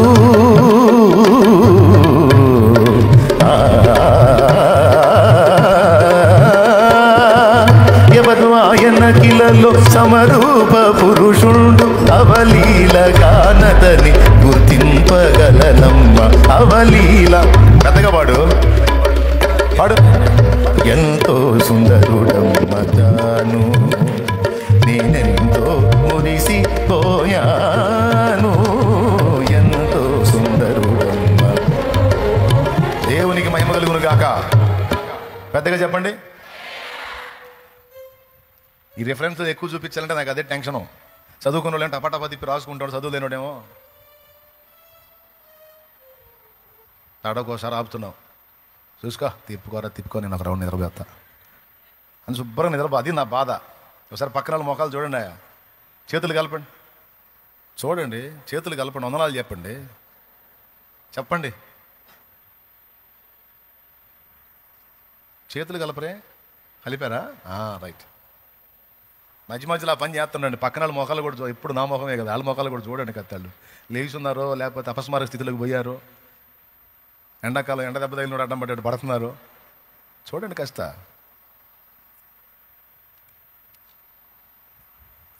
దేవదూతల కంటే కూడా శ్రేష్టమైన నామము పొంది శ్రేష్ఠుడై మహామహుడగు దేవుని కుడిపార్శ్వమందు ఆసీనుడై ఉన్నాడు మన యేసయ్య. ఆ యేసును ధరించుకున్నందున మనకు కూడా ఆ శ్రేష్టత లభించింది. దేవదూతల కంటే తక్కువవాడా ఎక్కువవాడా? అది ఈ ఆధిక్యత ఎలా లభించింది? క్రీస్తు యేసునందు లభించింది. పేరివ్వటమే కాదు, టైటిల్ పెట్టడమే కాదు, దాన్ని నెరవేర్చడానికి కూడా ఆయన సమర్థుడు. ఆమేన్. మరి మన మీద అంత ప్లాన్ ఉంది, ఆయనకి అంత ప్రణాళిక ఉంది, మనల్ని అంత ఉన్నతమైన స్థితిలో ఉంచాలని ఆశిస్తున్నాడు. అందుకే ఒరే బాబా, మీరు పిచ్చుకల కంటే పక్షుల కంటే జంతువుల కంటే కూడా నాకు శ్రేష్ఠులురా, నా ప్రాణం పెట్టి కొన్నాను, విలువ పెట్టి కొన్నాను, మీ మీద బోల్డ్ అంత ప్లాన్ ఉందిరా బాబు, మీరు నాతో పాటు కూర్చోవాలిరా, మీరు నా సింహాసనంలో నాతో పాటు కూర్చోవాలి, మీకు ఒక ధన్యకరమైన భవిష్యత్తు ఉంది అని మొత్తుకుంటున్నాడు ఆయన. ఇవన్నీ సరేనండి, ఇవన్నీ నువ్వు ఎప్పుడు మేము అక్కడికి వచ్చినాక నువ్వు ఏదో చేస్తావు, అది వేరు. ఇప్పుడు సంగతి ఏంది? ఇప్పుడు ఏం చేస్తున్నావు నువ్వు? ఏది నీ కాపుదల, ఏది నీ భద్రత, ఏది భక్తులకు నువ్వు ఇచ్చే ప్రొటెక్షన్ ఏది అనే ప్రశ్నకు సమాధానం దేవుడు తన గ్రంథమందు అనేక చోట్ల రాయించాడు. అదేమిటంటే, మీరు దైవములు అన్నది నిజం, సర్వోన్నతుని పిల్లలు అన్నది నిజం, కానీ మీరు ధరించిన దేహము ఆదాము సంబంధిత దేహము. అర్థమైందా? ఏ దేహము? ఆదాము సంబంధిత దేహము. ఆదాము సంబంధులందరికీ ఎట్టి మరణము, మీకును అట్టి మరణమే. ఇకపోతే భక్తుల మరణం ఆయన దృష్టికి విలువగలది అన్నాను. భక్తులను దేవుడు భూమి మీద ఏర్పరచుకున్నప్పుడే వారి దినముల లెక్క ఆయన రాశాడు. అది దావీదు చెప్పాడు 139వ కీర్తనలో. నియమింపబడిన దినములలో ఒకటైనా కాకమునుపే నా దినములన్నీయు నీ గ్రంథములో లిఖితములాయను అన్నాడు. షాలేము రాజు అనేవాడు భూమి మీద ఎన్ని రోజులు ఉండాలో, ఇందాక నేను చెప్పిన భక్తులు భూమి మీద ఎన్ని రోజులు ఉండాలో, ఇక్కడ కూర్చున్న మీరు, యెహోవా భక్తులైన మీరు, యేసుక్రీస్తు ప్రియ శిష్యులు భక్తులైన మీరు, నేను, మనం భూమి మీద ఎన్ని దినములు గడపాలో, అందులో సేవ చేసే రోజులెన్నో మొత్తం ఆయన రాసి కూర్చున్నాడు. దేవునికి స్తోత్రం. మీరు ఒక మాట చెప్పండి, ఈరోజు కన్ను మూసినటువంటి భక్తుల గురించి మనం మాట్లాడుకుందాం. న్యాయంగా ఒక ప్రశ్న. వారి వయసు ఒకవేళ 45 నుంచి 50 లోపు ఉంటే, జీవితకాలంలో సగభాగం కంటే ఎక్కువ, పుట్టింది మొదలుకొని ఇప్పటిదాకా దేవుడు కాపాడకుండానే వారు మనం బ్రతికున్నామా? పెద్దగా చెప్పాలి. దేవుడు వాడుకోకుండానే వాడబడ్డామా? సేవకులు, మేమైనా మీరైనా ఎన్ని ప్రయాణాలు చేస్తుంటారు భక్తులు. ఇప్పుడు నేను ఎన్ని ప్రయాణాలు చేస్తున్నాను, అవునా? మరి దూతల కాపుదల లేకుండానే ఇన్ని ప్రయాణాలు నడిచినాయా? యెహోవా దూత కాపాడకుండానే ఇన్ని ప్రయాణాలు జరిగినాయా? ఈరోజు మీరు ఎంత దూరాలు ప్రయాణాలు చేస్తున్నారు, కానీ క్షేమంగా ఇల్లు చేరుతున్నారు. మీ వారు ఇల్లు చేరుతున్నారు. నేను తిరిగి తిరిగి ఇల్లు చేరుతున్నాను. ఎందుకు? దేవుడు నియమించిన దినములు ఇంకా సంపూర్తి కాలేదు కనుక దేవుడిచ్చిన ప్రొటెక్షన్ మనకు ఉంటుంది. మరి నియమించబడిన దినములు కానప్పుడు మనకు భయం లేదు కదా అన్నయ్య, మనకు చావు రాదు కదా. నియమింపబడిన దినములు కాకముందు మనకు చావు రాదు కదా, అప్పుడు మనకి ఇక భద్రత కూడా అక్కర్లేదు కదా అని మళ్ళీ మీకు ప్రశ్న వచ్చిందేమో. ఏమైనా అర్థమైందా? ఇప్పుడు మనకు ఒక డే డిసైడ్ అయినప్పుడు ఆ డే వరకు మనకి ఇక మరణ భయం లేదు కదా, అప్పుడు మనకి ప్రొటెక్షన్తో పనే ఉంది. యెహోవా దూత మన చుట్టూ కాపలా గాయాల్సిన అవసరం ఏముంది? ఆ రోజు వచ్చిందాక మనం జావంగా. స్తోత్రం. దేవదూతలు మన పాదములకు రాయి అయినా తగలకుండా ఎత్తిపట్టుకునే అవసరం ఏముంది? ఆ రోజు వచ్చిందాక మనం జావంగా. కాబట్టి మనకు ఆ కాపుదలతో అవసరం ఏముంది? నేను నిన్ను భద్రముగా కాపాడేదని ప్రామిస్తో అవసరం ఏముంది అని అడగండి. అడిగారా? మీరు అడగకపోయినా అడిగినట్టు తీసుకుంటా. ఇప్పుడు సమాధానం చెబుతా. దానికి సమాధానం ఏంటంటే, మనకు నియమించబడిన దినముల వరకు పర్ఫెక్ట్గా మనం బతుకుతామన్న గ్యారెంటీ లేదు. అది పాయింట్. అర్థమైందా? మనకు నియమించబడిన దినముల కంటే ముందుగా చనిపోయే ఛాన్స్ కూడా ఉంది. ఇది బైబిల్ చెప్తున్న సత్యం. దేవుడు నన్ను భూమి మీద పుట్టించినప్పుడు మనకు నిర్ణయించినటువంటి దినములు ఉన్నాయి. ఇంత ఆయుష్కాలము, ఇన్ని దినాలు నీకు ఈ భూమి మీద మనుగడ, ఇదిగో ఇది నీ లైఫ్ ఎండింగ్ పాయింట్ అని డిసైడ్ చేసి పెడతాడు. అది మన ఎండింగ్ కాలం, ముగింపు కాలం. ఓకే. అయితే ఆ కాలం రాక మునిపే మనం దెబ్బతినే ఛాన్స్ ఉంది. దానికి కొన్ని కారణాలు ఉన్నాయి. వాటిల్లో ఒకటి, అధికముగా దుర్మార్గపు పనులు చేయకుము.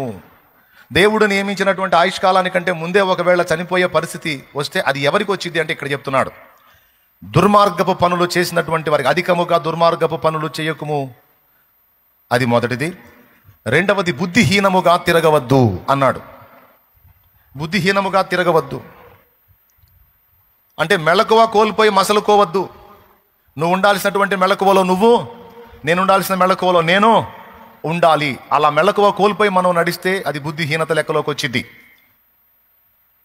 దేవునికి స్తోత్రం.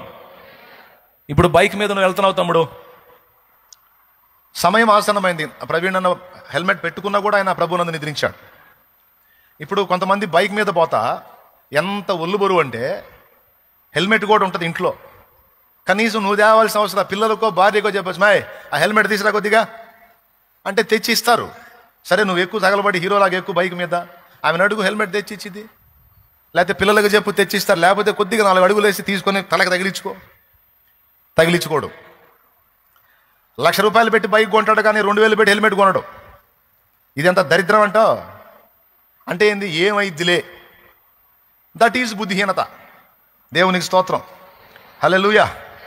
అర్థమైందా? దుర్మార్గపు పనులు చేసిన వ్యక్తికి కాలమునకు ముందే మరణం వస్తుంది. బుద్ధిహీనతగా నడిచిన వ్యక్తికి కూడా కాలానికి ముందే మరణం వచ్చిందని నేను చెప్పాల, బైబిల్ చెప్పింది. ప్రసంగి గ్రంథము 7:17 ఒకసారి చదువు. అధికముగా దుర్మార్గపు పనులు చేయకుము, బుద్ధిహీనముగా తిరగవద్దు, నీ కాలమునకు ముందుగా నీ వేళ చనిపోవుదువు. దీన్ని బట్టి ఆలోచించండి. కాలమునకు ముందుగా కూడా చావు వచ్చిద్దా? వచ్చిద్దనే చెప్తుంది బైబిల్. ఓకేనా? ఏందండి అటు చూస్తున్నారు? కనబడుతుందా లేదా ఆడ? మనం భూమి మీద ఉన్నప్పటి నుంచి గుర్తుపెట్టుకోండి, దేవుడు మనల్ని ప్రేమిస్తున్నాడు. దేవునికి మనం ఎంతో శ్రేష్ఠులం కదా. దేవునికి మనం ఎంత ఇష్టలమో దేవ విరోధి అయినటువంటి సైతానుకు మనం అంత శత్రువులం. వాడు యుక్తులు పన్నుతా ఉంటాడు, మన తప్పులే చూపించి స్వయంకృత అపరాధం లెక్కలోకేసి మనల్ని గాజేయడానికి, శారీరకంగాను ఆత్మీయంగాను కూడా మనల్ని నాశనం చేయడానికి సాతాను పొంచులేస్తాడని బైబిల్ చెప్పింది. పేతురు రాసిన మొదటి పత్రిక 5వ అధ్యాయం 8వ వచనం, మీ విరోధి అయిన అపవాది గర్జించు సింహం వల్ల ఎవరిని మృంగుదునా అని వెదకుచూ తిరుగుచున్నాడు. నిబ్బరమైన బుద్ధి గలవారై మెళకువగా ఉండండి, బుద్ధిహీనంగా ఉండొద్దని చెప్పాడు. ఏమైనా అర్థమైందని నేను చెప్పేది? బుద్ధిహీనత అంటే ఏంది? తీసుకోవలసినటువంటి జాగ్రత్తలు తీసుకోకపోవటం బుద్ధిహీనత లెక్కలోకే వచ్చింది. హెల్మెట్ పెట్టుకో, అయినా జరిగితే దేవునికి స్తోత్రం, ఇక దైవికం నిర్ణయకాలం అయిపోయింది అనుకోవచ్చు. హెల్మెట్ పెట్టుకోకుండా నువ్వు రోడ్డు మీదకి పోయి దెబ్బతిన్నావు అనుకో, అది ఏ కోటాలో వచ్చిందో తెలుసా? బుద్ధిహీనత కోటాలోకి వచ్చింది. నువ్వు పోయినా కూడా తిడతాడు అక్కడ. ఎందుకురా వచ్చావు అంటాడు. ఏముంది ప్రభా, చచ్చిపోయాను వచ్చానంట. కాదురా, నీకు ఇంకా డేట్ ఉందిగా, నువ్వు ఇప్పుడే ఎందుకు వచ్చావు? నువ్వు ఇంకా సేవ చేసే దినాలు ఉన్నాయిగా, నువ్వు ఇప్పుడే ఎందుకు వచ్చావు అంట. కాదు ప్రభా, ఆ రోజు యాక్సిడెంట్ అయింది, లేకపోతే ఏదో అయింది, నేను అందుకని వచ్చాను ప్రభా. ఎందుకైందిరా, హెల్మెట్ ఎందుకు పెట్టుకోలేదు అంటాడు. హెల్మెట్ అంటే ఏముంది, రోజు పెట్టుకోనుగా ప్రభా, ఆ రోజు కూడా పెట్టుకోలేదు. అప్పుడు బుద్ధిహీనుడా, బుద్ధిహీనుడా, కమ్మని రోజులు పోగొట్టుకున్నావు, ఇంకా సేవ చేసేవాడివి, ఇంకా నా పని చేసేవాడివి, ఇంకా నన్ను మహింపరిచేవాడివి. ఆడ మనిషిని కూడా అంటాడు. స్కూటీ వేసుకొని పోతున్నావు కదా, స్కూటీ వేసుకొని తెంపు లేకుండా కాస్త నెత్తికి అది పెట్టుకో అక్కాయ్, అక్కాయ్ పెట్టుకో, తలకత్త పెట్టుకో అక్కాయ్. స్కూటీ కొనిపించుకున్నావుగా, ఇంట్లో పొడి పెట్టి హెల్మెట్ కూడా కొని పెట్టుకో అక్కాయ్. పెద్ద పైటర్ మస్తానమ్మలాగా, పైటర్ మస్తానమ్మలు ఉంటారు, రోడ్డు మీద కనపడుతుంటారు నాకు. ఇంకొకటి ఏంటంటే మనోళ్ళు కూడా కనపడుతున్నారు, వందనాలు అన్నయ్య అనుకుంటా. దొరికితే చెబుతున్నామ్మా, హెల్మెట్ ఏదమ్మా, పెట్టుకోలేదన్నయ్య, పోతావమ్మా, పెట్టుకో, పెట్టుకోమ్మా, పెట్టాలా. అయినా జరిగితే దేవునికి స్తోత్రం, అది దైవికం. కానీ మనం తీసుకోవలసిన జాగ్రత్తలు తీసుకోకపోవటం బుద్ధిహీనత లెక్కలోకి వచ్చింది. ఆ కోటా చూపించి వాడేస్తాడు మనల్ని. మిస్టర్ లూసిగాడు ఉన్నాడుగా, వాడేస్తాడు, స్కెచ్కి ఇస్తాడు. బా వింటున్నావా? మన వాళ్ళ కామెడీ చెప్పనా, కొంతమంది పొలాల్లో పనిచేసేవాళ్ళు కాళ్ళకేమో చెప్పులు వేసుకొని మెడలో దారం కట్టుకున్నారు. ఎందుకు బెదరు ఈ దారం ఉంటే? పురుగు దారం లేనా అంటున్నారు. పురుగు దారం అంట, ఈ దారం ఉంటే పాము కరవదంట. దాని మీద కాలి, ఈ దారం కట్టుకొని దాని మీద కాలి వేసావా ఎప్పుడన్నా? అలా వేసినోడు ఎవడన్నా ఉన్నాడా? ఒకసారి ట్రై చేయి. కాలి కాలుతో ఏవాకు, బూట్ కాలుతో పెట్టు, మెడలో తాడు కట్టు, దారం కట్టు, బూట్ కాలు పెట్టి దాని మీద పాము మీద పైకి చూసి, అమ్మో మెడలో దారం ఉంది, నేను గరవను అని కూర్చుంటుందా? నిద్రమోహవాడా అనాలనిపించింది. అంటే మళ్ళీ వాళ్ళ కోపంగా అనను, దేవునికి స్తోత్రం కలుగును గాక. అది కూడా బుద్ధి.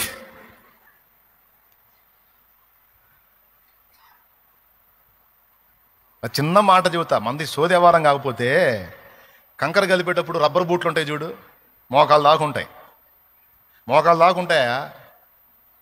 ఫారిన్ వాళ్ళని చూడు, వాళ్ళు కూడా వ్యవసాయం చేస్తున్నారు, ఎండ దెబ్బ తగలకుండా కౌబాయ్ టోపీ పెట్టుకుంటారు. వాళ్ళు మందంగా టోపీ కుట్టుకొని కౌబాయ్ టోపీ పెట్టుకుంటారు, ఎండ దెబ్బ తగలకుండా.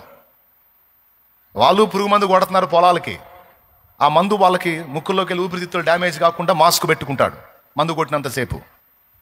వాళ్ళు పొలాల్లో తిరుగుతారు, మోకాళ్ళ దాకా రబ్బర్ బూట్ వేసుకుంటాడు, మందంగా ఉంటుంది ఆ బూటు, పాము కరిసినా కూర దిగబడదు. నీ ఉపాధి అదే అయినప్పుడు, నీ పని అదే అయినప్పుడు, నువ్వు లెగిస్తే అదే పనిలో ఉండాల్సినప్పుడు నువ్వు ధరించాలి. అందులో ఫ్యాషనే ఉంది, సోకే ఉంది. ప్రాణాలు కాపాడాడు పిచ్చోడా, ప్రాణాలు కాపాడాడు. ఇప్పుడు మిరపజలో తిరుగుతున్నావు, మోకాళ్ళ దాకా బూట్ వేసుకో, రబ్బర్ బూట్ లచ్చలు అవుతాయింది, లచ్చలు అవుతాయా రబ్బర్ బూట్లు? మోకాళ్ళ దాకా వస్తాయి. తిరుగు, నువ్వు బురదలో తిరిగిన ఇబ్బంది ఉండదు. ఏ పాము ఉన్నా సరే దాని మీద అడిగే, అది ఎంత పెద్ద పాము అయినా కొడితే మోకాళ్ళ లోపు కిందకే కొట్టిద్ది. అవునా? నువ్వు కాలేసినా సరే కొట్టిద్ది అవుతున్నా, అది రబ్బర్ మీద పడిద్ది, నీకు ఎక్కదు, నీకు టచ్ కూడా కాదు అది. చూడండి వాళ్ళు ఎట్లా చేస్తారు. అది మోకాళ్ళ దాకా బూట్లు వేసుకున్నారు, నెత్తి మీద టోపీ, ఇద్దరోడు వంగినోడు చూడండి, కౌబాయ్ టోపీ పెట్టుకున్నాడు, భుజాల దాకా ఎండ తగలదు. ఇన్ని పెట్టుకొని ఆట చేస్తున్నావులే అంటే, మరి అన్ని తీసిపోతున్నావుగా, పురుగు మందు కొట్టి అడ్డం పడుతుంటివి. సంపాదించేదేమో 20,000, సంవత్సరానికి 50,000 40,000 వచ్చిందే కష్టమైతేనేమో పురుగు మందు కొట్టి నువ్వు ఆసుపత్రిలో పడి కూడా 2 లక్షలు పెట్టాలా, తాకట్టు పెట్టి ఆ పొలాన్ని, సరిపోలా? అదే పురుగు ముడితే 3 లక్షలు పెట్టాలా, మళ్ళీ ఆ విషం అంతా విరిగిపోయి నువ్వు బతికిందా బతుకుతావు లేదో తెలియదు. ఏమయ్యా నేను చెప్పేది పిచ్చి మాటలా? నన్ను పిచ్చోడు అనుకుంటే వాడే పిచ్చోడు అవుతాడు. ఇట్లాంటి పనులు చేయకుండా దారాలు కడితే పావులు అవుతాంటే, కుక్క కరిసింది, ఇంజక్షన్లు చేయించుకోవట్లా, దారం అని కట్టుకుంటున్నారు. కుక్క విషయానికి తెలుసా ఆ ర్యాబీస్ సోకేటువంటి ఆ జబ్బుకు తెలుసా తాడు కట్టుకున్నాడని?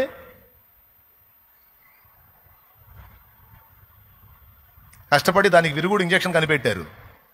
అంతకుముందు 14 బొడ్డు చుట్టూ 14 ఇంజక్షన్లు చేసేవాళ్ళు, ఇప్పుడు మొత్తం 3 ఇంజక్షన్లకు తీసుకొచ్చారు. అది కూడా బొడ్డు కాదు, చేతికే చేస్తారు. చేయించుకో. నా చిన్నప్పుడు నాకు కూడా గరిచింది కుక్క. చేయించుకున్నా, ఏం చేస్తానండి, కుక్కలాగా అరవలేముగా. దేవునికి స్తోత్రం. ఏమయ్యా చేయాలా లేదా? దారం కట్టుకొని వదిలేసింది ఒక ఆమె ఇక్కడ శాంతినగర్లో. దారం కట్టించి వదిలేశారు, చచ్చిపోయింది. మరి దారం ఏమైంది? చచ్చిపోయింది. దారం పవర్ పనిచేయలేదా? ఆ బాడీ అంత విషమెక్కి డెడ్ అయిపోయిందండి. పిచ్చి పనులు, అది బుద్ధిహీనత. నువ్వు పొలంలో జీవనోపాధి చేసుకునే వాడివైతే దానికి కావాల్సిన సెక్యూరిటీ చేసుకో. నువ్వు నీ భార్య పిల్లలకు నువ్వు కావాలి కదా, భద్రత ఉండాలి కదా. జారి అవతలకి పోతే ఏంది పరిస్థితి? చూడు ఎటు పెట్టుకున్నాడు వాడు, వ్యవసాయం చేస్తున్నాడు, చూడు గెటప్ చూడు ఎట్ట సెట్ చేసుకున్నాడు. చేతులు గ్లౌజులు, మాస్కు, నెత్తి మీద ఎండ దెబ్బ తగలకుండా టోపీ, కింద కాళ్ళకు బూట్లు. షోకు అనుకుంటారా? షోకు ఎవడేమనుకుంటే నీకు నీ ప్రాణం నీకు భద్రంగా ఉండాలా. ఎవడో ఏదో అనుకుంటాడంటే ఎట్లా? పెద్ద ఖర్చేం కావయి. ఒకసారి తెచ్చుకున్నావంటే సంవత్సరాలు వస్తాయి అయ్యే. అందులో రైతులు పొదుపుగా వాడుకుంటారు భద్రంగా. పొలానికి పోతే బూట్లు వేసుకో, రబ్బర్ బూట్ అయ్యి చెయ్యి. ఇక నువ్వు ఎంత పొలం అయ్యి నెత్తి మీద కౌబాయ్ టోపీ పెట్టు, చేసుకో. ఎండ భయం లేదు, కింద సర్ప భయం లేదు. ఏముందిలే, వచ్చిన దరిద్రం అంతా ఏడా ఉంది, ఏముందిలే, బండి ఎక్కుతాడు, ఏముందిలే అనుకుంటాడు, హెల్మెట్ పెట్టుకోడు, పోయి ఆడో పడతాడు. మళ్ళీ నాకు ఫోన్ వచ్చింది, ఫలానోడు పోయాడని. బాండి రా, పెట్టి ఆర్డర్ చేయండి, ఇంకా బాండి ఎత్తండి అని చెప్పి చెబుతాయి. నేనేం చేస్తా? ఎక్కడ దొరుకుతామా మనం బుద్ధిహీనంగా దెబ్బ కొడదామని లూసిఫర్ గాడు కాసుకొని ఉన్నాడని బైబిల్ చెప్పా.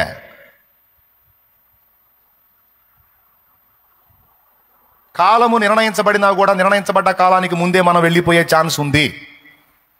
అందులో 2 కారణాలు చెప్పా. ఒకటి, దుర్మార్గపు పనులు చేయటం ద్వారా వాని దుర్మార్గాన్ని బట్టి హతమైపోవటం ఒకటి. రెండవది బుద్ధిహీనత, తెలివి లేకుండా ప్రవర్తించటం, తెలివి తక్కువతనం, మెళకువ కోల్పోవటం. నేనేం భయపడమని చెప్పట్లా, బైబిల్ కూడా భయపడమని చెప్పట్లా, జాగ్రత్త పడమని చెప్పింది. అపవాది గర్జించు సింహం వల్ల ఎవరిని మింగుదునా అని వెతుకుచూ తిరుగుతున్నాడు కనుక నిబ్బరమైన బుద్ధి గలవారై మెళకువగా ఉండండి అన్నాడు. మెళకువ, నువ్వు పనులు చేసే దగ్గర మెళకువ, నువ్వు వెళ్ళే వాహనం మీద మెళకువ, నేను వెళ్ళే వాహనం అయినా కూడా మనం ఉండే జాగ్రత్తలో ఉన్నా కూడా జరిగితే అది దైవికం. ఇక దేవుని నిర్ణయ కాలం అది. ఎంతమందికి అర్థమైంది? ఏముందలే ఏముందలే ఏముందలే అని చేయొద్దు. ఏది మనం ఉండాల్సినటువంటి మెళకువలో, మనం ఉండాల్సిన జాగ్రత్తలో మనం ఉండాలి. 2, మూడవది, కాలమునకు ముందుగా చనిపోయే అవకాశాల్లో మూడవది శత్రువు దాడి. యేసు ప్రభుని సిలువలో ప్రాణం పెట్టకుండా ముందే చంపాలని సాతాను చాలాసార్లు చాలా రకాలుగా ట్రై చేశాడు. హెబ్రీ పత్రికలో ఏం రాస్తుందో తెలుసా? ఒక్కసారి చూడండి. 5వ అధ్యాయము, హెబ్రీ పత్రిక 5వ అధ్యాయము 7వ వచనం చదువు. శరీరధారి అయి ఉన్న దినములలో మహారోదనముతోనూ కన్నీళ్లతోనూ తన్ను మరణము నుండి రక్షింపగలవానికి ప్రార్థనలను యాచనలను సమర్పించి భయభక్తులు కలిగి ఉన్నందున ఆయన అంగీకరింపబడెను. ఆగక్కడ మరణము నుండి రక్షింపగలవానికి ప్రార్థనల యాచనలా? యేసు ప్రభు తనను మరణం నుండి రక్షించమని ప్రార్థన చేశాడా? యాచన చేశాడా? అదేంది, నేను ప్రాణం పెట్టడానికి మరణించడానికి వచ్చానని చెప్పాడు కదా, మళ్ళీ మరణము నుండి రక్షింపగలవానికి ప్రార్థనలు యాచనలు ఏంటి? దీన్ని 2 విధాలుగా చెప్పుకోవచ్చు. ఒకటి, మరణం పొందిన తరువాత ఆ మరణ వేదనలలో నుంచి ఆయనను తిరిగి సజీవునిగా దేవుడు లేపునట్లు దేవుని బ్రతిమాలుకొనుట పునరుద్ధానానికి సంబంధించిన విషయం ఒకటి. అంతకంటే శ్రేష్టంగా ఇంకొక అర్థం అక్కడ పడుసూపుతుంది. అదేంటో తెలుసా? తనను మరణం నుండి రక్షింపగలవానికి ప్రార్థనలు యాచనలు చేశాడనుంది. ఏం ఎదురువేరా మంపుకుంటే అంతే. మరణము నుండి అంటే ఏ మరణమో తెలుసా? శిలువ మరణము కోసం వచ్చాడు. ఆ మరణం పొందకుండా ముందుగానే యేసును చంపాలని సాతాను ఆ శాస్త్రుల్ని, పరిసయ్యుల్ని, యూదుల్ని చాలాసార్లు ప్రేరేపించాడు. ఒకసారి అయితే ఆయనను కొండపేటు మీదికి తీసుకెళ్లారు, కొండపేటు వరకు తీసుకెళ్లారు, అక్కడి నుంచి నెట్టి చంపాలని. ఆయన వచ్చినందుకు శిలువ మరణం కోసం. కానీ వాళ్ళు నెట్టి చంపాలని, కొట్టి చంపాలని రకరకాలుగా ప్రయత్నం చేశారు. అయితే మీకు తెలుసా, కొండపేటు వరకు తీసుకెళ్తే అక్కడ నుండి ఆయన వారి మధ్య నుంచి తప్పించుకొని పోయాను. అంటే ఎట్లా తప్పించుకున్నాడు? అసాధ్యం. అంటే అదృశ్యమయ్యాడు అక్కడి నుంచి. ఎవరు అదృశ్యం చేశారు? మరణము నుండి రక్షింపగలవానికి ఎవరికి ప్రార్థనలు చేశాడో, యాచనలు చేశాడో ఈయన అక్కడ లేకుండా అదృశ్యమయ్యేటట్టు చేశాడు. లేకపోతే ఆ రోజు నెట్టేసేవాళ్ళు అక్కడి నుంచి, కొండపేటు మీద వరకు తీసుకెళ్ళి అక్కడి నుంచి నెట్టేసేవారు. అలా చాలాసార్లు ట్రై చేశారు. ఆ చావు ఆయనకు రాకుండా ఆయన అనుకున్న ప్రకారం, లేఖనాలు నెరవేరే ప్రకారం, ప్రవచనాలు నెరవేరే ప్రకారం సిలువలోనే ఆయన ప్రాణం పెట్టాడు. అలా సిలువ ఎక్కకుండానే యేసును కాజేయాలని, ప్రవచనాలు నిరర్ధకం చేయాలని సైతాను చాలా ప్రయత్నాలు చేశాడు. కానీ మన ప్రయత్నాలన్నీ విఫలయత్నాలే అయినాయి, కానీ సఫలం కాల. అంటే మనకు నియమించబడిన దినములు కూడా కాకముందే, మన దినములు సంపూర్తి కాకముందే మన ప్రాణములు తీయడానికి శత్రువైన సాతాను వేటాడటానికి ట్రై చేస్తాడు రకరకాలుగా. దేవునికి స్తోత్రం. ఇలా కొన్ని కారణాలను బట్టి మనకు నియమించబడిన దినముల కంటే ముందే మనం కన్ను మూసే అవకాశం ఉంది. అది బైబిల్ చెప్తున్నటువంటి సత్యం. హల్లెలూయా. పెద్దగా చెప్పాలి. యూదా ఇస్కరియోతు ఉన్నాడు. వాడు అసలు చావాల్సిన అవసరం లేదు, యేసే పాదాలు పట్టుకొని క్షమాపణ పెట్టుకుంటే బతికిపోయేవాడు. కానీ వాడు ఉరి పెట్టుకున్నాడు. అంటే వాడు ఆత్మహత్య చేసుకున్నాడు, అయిపోయాడు. అంటే అలా వాడు ఆత్మహత్య చేసుకునేటట్టు సాతాను వాడిని ప్రేరేపించాడు. యేసును అప్పగించడానికి ప్రేరేపించాడు. అప్పగించినాక నిరపరాధి రక్తమును అప్పగించావు, ఇక చావును అని చావుకు ప్రేరేపిస్తే వాడు చచ్చాడు. ఏమంటే వింటున్నారా? అయిపోయింది మీ పని, ఇక ముగిస్తా నేను.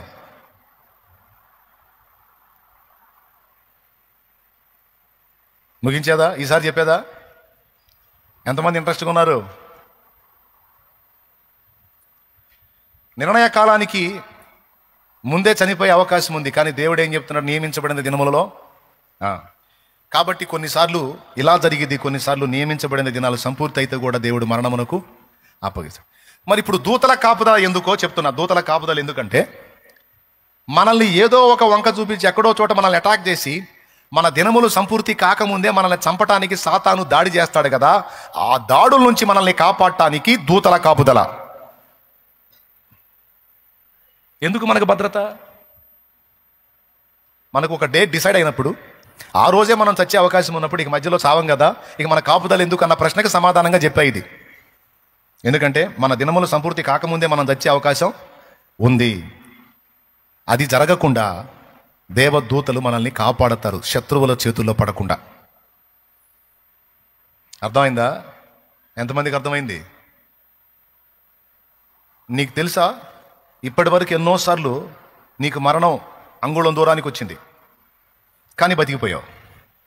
ఎలా బతికిపోయావో నీకు ఆశ్చర్యమే. ఎలా బతికావో తెలుసా? నిన్ను సేవ్ చేశాడు దేవుడు తన దూతల ద్వారా, తన పరిశుద్ధాత్మ ద్వారా నిన్ను కాపాడుకున్నాడు ఆయన. బతికి ఉన్నావు ఇప్పుడు, లేకపోతే ఎప్పుడు అవుట్. నువ్వు ఇన్ని రోజులు లేవు, ఎప్పుడు అవుట్. అట్లా రోజు మన మీద కుట్ర జరుగుతూనే ఉంటుంది. మనకి ఏమాత్రం అవకాశం ఉన్నా, మనకు ఏమాత్రం ఏమరపాటు ఉంటే ఆ ఏమరపాటును వాడుకొని మనల్ని చంపేయడానికి, మనల్ని ప్రాణాలతో ఉంచకుండా భూమి మీద నుంచి మన ఊపిరి తీసేయడానికి శత్రువు నిరంతరం ప్రతిరోజు ట్రై చేస్తూనే ఉంటాడు. ప్రతిరోజు దూతల కాపుదల, దేవుని కాపుదల మన చుట్టూ ఉండి మనల్ని ప్రొటెక్ట్ చేస్తూనే ఉంటుంది. ఎందుకంటే మనం ఆయన దృష్టికి శ్రేష్టమైన వారు. ఇప్పుడు ఇంకో ప్రశ్న అడగండి నన్ను. మనల్ని చంపటం వల్ల వాడికి వచ్చే లాభం ఏంది? ఇదొక ప్రశ్న ఉంది. మొదటి ప్రశ్న ఏమో, నియమించబడిన దినములో పోతాం, ఈ మధ్యలో మనకి ప్రొటెక్షన్ ఎందుకు అంటే, నియమించబడిన దినము కంటే ముందు పోయే ఛాన్స్ కూడా ఉంది కనుక ప్రొటెక్షన్ అవసరం. ఇప్పుడు రెండో ప్రశ్న,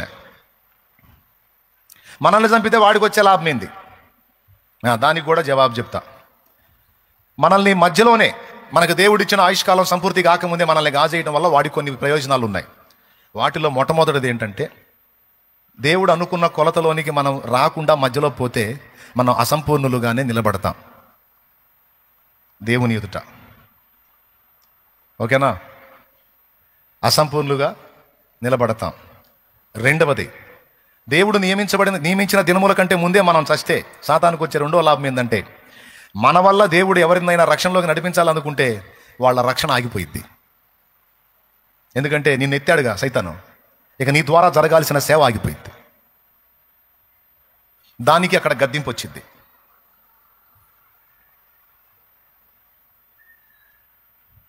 ఎందుకు ఏమరపాటుగా ఉన్నావు? వాడికి ఎందుకు అవకాశం ఇచ్చావు? వాడు నీ ప్రాణాన్ని తీయడానికి వాడికి ఎందుకు ఛాన్స్ ఇచ్చావు? పనికి మాలిందన్న, పనికి మాలినోడా ఉంటే ఇంకా చాలా సేవ చేసేవాడు, ఇంకా చాలా మందిని రక్షించేవాడు, చాలా మందిని కాపాడేదానివి, ఎందుకు అట్లా చేశావు అని అడుగుతాడు అక్కడ గద్దింపు. అందుకే అపవాదికి చోటు ఇయ్యకుడి అన్నాడు. అపవాదికి చోటు ఇయ్యకుడి అంటే జస్ట్ మనం పాపం చేసే విషయంలోనే అనుకుంటాం. ప్రాణాలు కాపాడుకునే విషయంలో కూడా అది వర్తిస్తుంది. మన భద్రత విషయంలో కూడా అది వర్తిస్తుంది. ఎక్కడ సందు దొరికిన వాడు ఎంటర్ అయి శాల్తీనే లేపడానికి ట్రై చేస్తాడు. అక్కాయ్ తడి చేతులతో ఎగురుకుంటూ పోయి టపీ మనిషి ఇచ్చేసి అక్కడే అతుక్కుపోతావు. అప్పటిదాకా ఉతికిపోయి మక్కాయి పోయింది, అంతే పోయింది. తడి చేతులతో తడి బట్టలతో అప్పటిదాకా బట్టలు పిండేసి అదే చేతులతో పోయి ఇనపరాడు తీసుకొని గాలిపటం తీయడానికి చెట్లలో పెడితే అందులో ఉన్నటువంటి కరెంట్ తీగ కొట్టి స్పాట్ చచ్చిపోయింది. కొంతమంది మోటార్లకి వైర్లు జాయింట్లు ఊడి అక్కడ టచ్ అయి ఉంటాయి, దాని మీద ప్రేమగా చేస్తారు తుడుద్దామని. అంట్లు తుడిచింది చాలదో, ఇల్లు తుడిచింది చాలదో, మోటార్లు కరెంట్లు పాస్ అయ్యి కూడా పోయి తొడవబోతారు ప్రేమగా. అట్నే అతుక్కుపోయిన వాళ్ళు ఉన్నారు. ఎక్కడ సందు దొరికితే అక్కడ, ఎక్కడ ఛాన్స్ వస్తే అక్కడ, నువ్వు రోడ్డు మీద ప్రయాణం చేసినా, నువ్వు ఇంట్లో ఉన్నా, నువ్వు పొలంలో ఉన్నా, ఎక్కడ దొరికితే అక్కడ నిన్ను గాజేయడానికి వాడు నిరంతరం కాసుకొని ఉంటాడు పెద్దోడా. ఇప్పటికే చాలా ఎదుర్కొన్నావు, నువ్వు ఎదుర్కొన్నావు, నేను కూడా ఎదుర్కొన్నా, కానీ బయటపడ్డాం ఆయన కృపతో. ఇప్పుడు చెప్తున్నాడు జాగ్రత్త అని. ఎందుకంటే నిన్ను గాజేస్తే నీ ద్వారా జరిగే పరిచర్య బ్రేక్ అయిపోయింది. అది వాడికి లాభం కదా.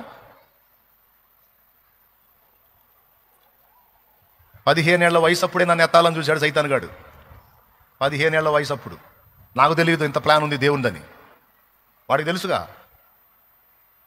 అప్పుడే వైనం చేయాలని తరచుగా మరణకరమైన అపాయాలు నా దరికి వచ్చేటట్టు చేశాడు వాడు. ఇప్పుడు కూడా సడన్గా వచ్చింది లో బీపీ. హై బీపీ వస్తే అది ఒక లక్షణం. లో బీపీ చూస్తూనే కాళ్ళు చేతులు తేలిపోతాయి, శ్వాస అందదు, బాడీ అంతా చెమటలు పట్టేసి ఆ టైంలో చురుగ్గా కానీ మెలకోగలిగి ఉండకపోతే ప్రశాంతంగా పోవటమేక. ఇప్పటికి కూడా వాడు వెంటాడుతానే ఉన్నాడు. బలహీనత ద్వారానో, అటు రోడ్డు మీదనో, ఇంకో రకంగానో డ్యామేజ్ చేయడానికి. ఎంతమంది ఇంట్రెస్ట్గా వింటున్నారో వదిలేస్తున్నారో నాకు తెలియదు. ఇంటే ధన్యులు, లేకపోతే మీకు కర్మ. వింటున్నారుగా జాగ్రత్తగా, అది తెలివి తెచ్చుకోండి. అన్న విషయంలో కూడా నేను బాధపడింది ఎక్కువగా అదే. అంటే కొన్నిసార్లు అలాంటి పని నేను కూడా చేశాను. ఒంటరి ప్రయాణం, నాకు పురుగు తిరిగిందంటే అలాగూ బండి తీసుకొని వెళ్ళిపోతాను ఏకాంతానికి.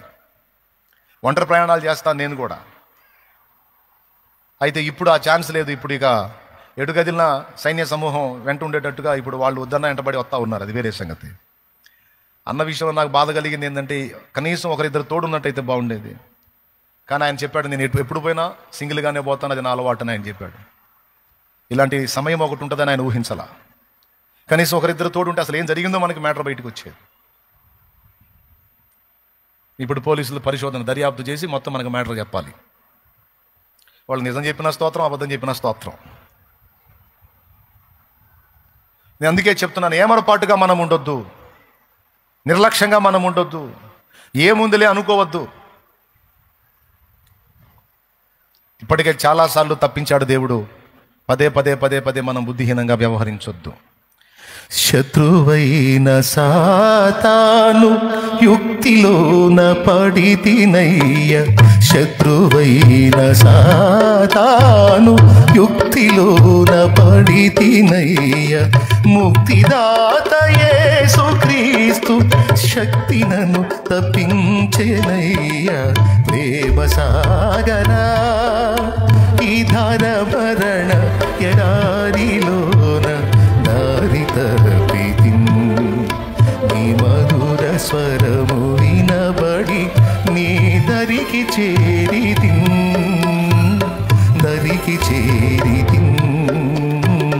ప్రేమ సాగరా. అందుకే ఆడపిల్లలు కూడా చెప్తాను, ఆటోలలో ఆన్లైన్ ఏ కూడానికి వచ్చిన సింగిల్గా ఆటోలో ఒంటరిగా ప్రయాణం చేయొద్దు. కనీసం 2-3 ఉంటే నువ్వు బండి ఎక్కాలి, లేకపోతే ఎక్కొద్దు. అవసరమైతే ఇక్కడ ఉండు, నీకంతగా వెళ్ళే దారి తెను, లేకపోతే అవసరమైతే నేను ఆటో పెట్టి పంపిస్తా, ప్రాబ్లం లేదు.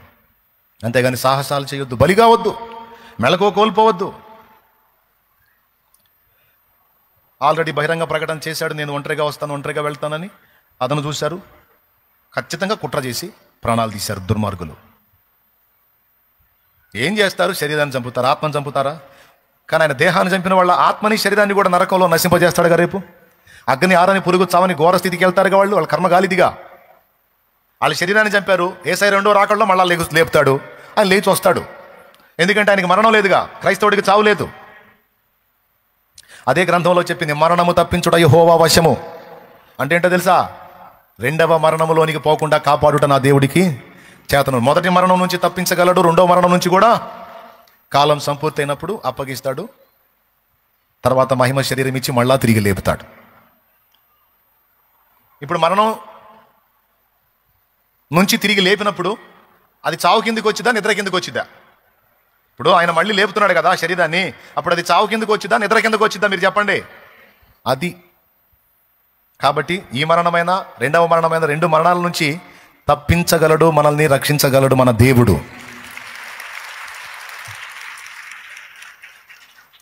హల్లెలూయా, హల్లెలూయా. మరి వాళ్ళు చంపారు కదా, చంపబడ్డాడు కదా, మరి లేపొచ్చుగా దేవుడు. లేపుతాడు, రాకొద్ది కాగు. నీ సమయమా, దేవుడు సమయమా? లేపేది ఖాయం. దరిద్రుడా, లేపేది ఖాయం రా. దరిద్రుడా, నిష్ఠ దరిద్రుడా, లేపేది ఖాయం రా. అయితే నువ్వు చెప్పినప్పుడు లేపుతారా ఏంది? పెద్ద పోటుగాడివి. ఆయన సమయం ఒకటి రాబోతుంది త్వరలో, అప్పుడు లేపుతాడు. సమాధులన్నీ తెరవబడి మృతులు ఆయన స్వరము విను గడియ వచ్చుచున్నది. ఆ దినములలో సమాధులలో ఉన్న వారందరూ తిరిగి లెగుస్తారు.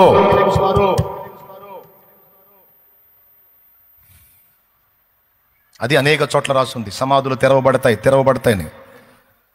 తెరవబడితే లేపుతాడు, ఎట్లా లెగుస్తారు? మట్టికి మట్టి అయిపోయిద్దిగా. ఒరే పిచ్చోడా, మట్టి బొమ్మను మనిషిని చేసిన వాడికి ఆ మనిషి శరీరం మట్టిలో మట్టి అయిపోతే తిరిగి బయటికి తీలేడా? శూన్యంలో నుంచి సృష్టిని రప్పించినోడ్రా నా దేవుడు. లేని వాటిని ఉన్నట్టే పిలిచేవాడ్రా నా దేవుడు. రప్పించగలడు.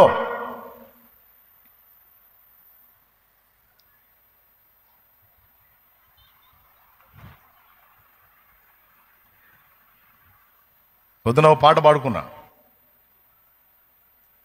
రాజమండ్రి సమీపాన చిందిన నీ రక్తం రక్కసి మూకల మార్పుకు మొరపెట్టును నిత్యం. చంపగలుగు వాడెవ్వడు నిజముగా నిన్ను, చంపగలుగు వాడెవ్వడు నిజముగా నిన్ను.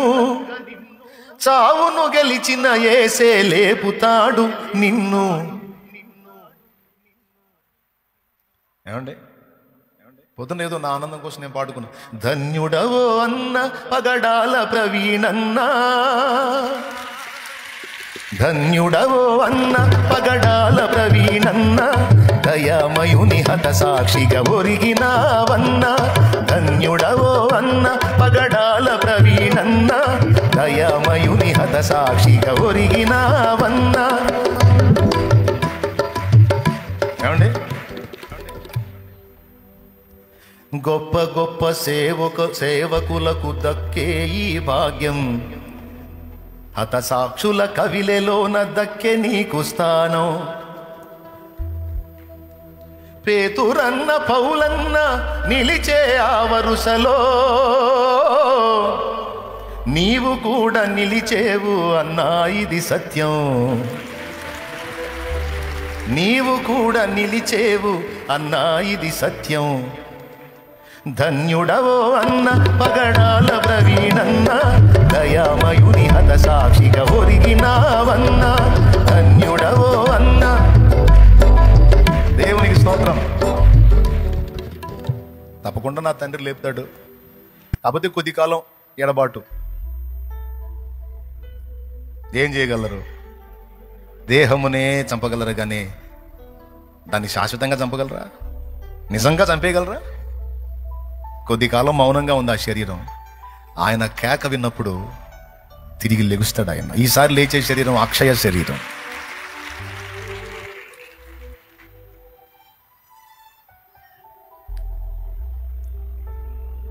యేసుని వార్తను చాటగా పయనము చేస్తూ, యేసుని వార్తను చాటగా పయనము చేస్తూ ఉన్మాదుల చేతులలో బలి అయిపోయావు, మత ఉన్మాదుల చేతులలో బలి అయిపోయావు. కొంతమంది అంటున్నారు, అన్నది కన్ఫామ్ కాకుండా ఎలా చెప్తావు శాలేమని అంటున్నా. కన్ఫామ్ కాకుండా చెప్పేది నిరమోహముడా, నీ కళ్ళు ఇంకా కనపడట్లేదా? గుండెల మీద బూట్ కాలుతో తన్నిన గుర్తుందిరా. 100 ఆధారాలు ఎందుకురా నీకు? నా సహోదరుణ్ణి, నా సహదాసుణ్ణి, నా తోటి సైనికుణ్ణి రక్తంతో తడిసినటువంటి బూట్ కాలది, రక్తంతో తడిసింది అది.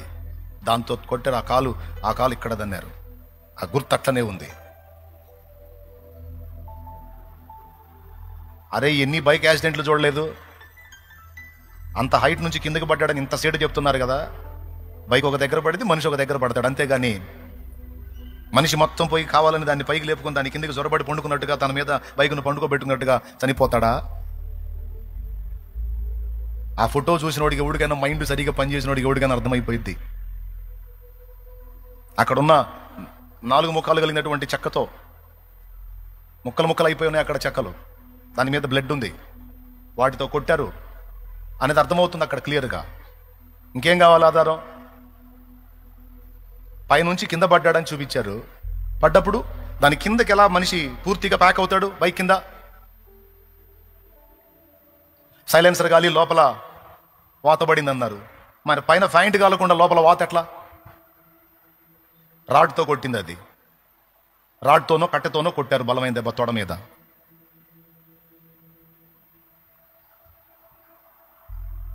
ముందే దాడి చేశారు. టోల్గేట్ దగ్గర హెడ్ లైట్ పగిలిపోయి ఉంది.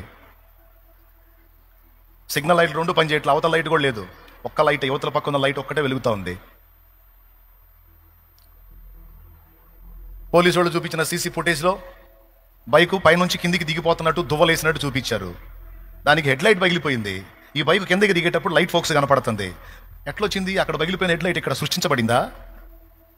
అప్పుడప్పుడు బుట్టి ఎలిగి కిందకి దిగి దారి చూపించిందా? ఇదిగో దువ్వలేసింది, నేను ఇట్ట పడ్డానని. అర్థం కావట్లేదా క్లియర్గా? ఎట్లా చెప్తారంటే ఖచ్చితంగా అర్థమైపోయింది. ఇంకా బోల్డ్ అని ఉన్నాయి.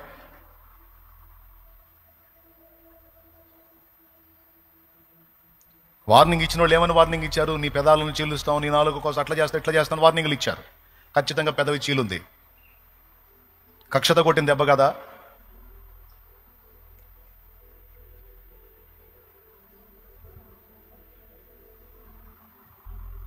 బైక్ నిండా రక్తం చిందుంది.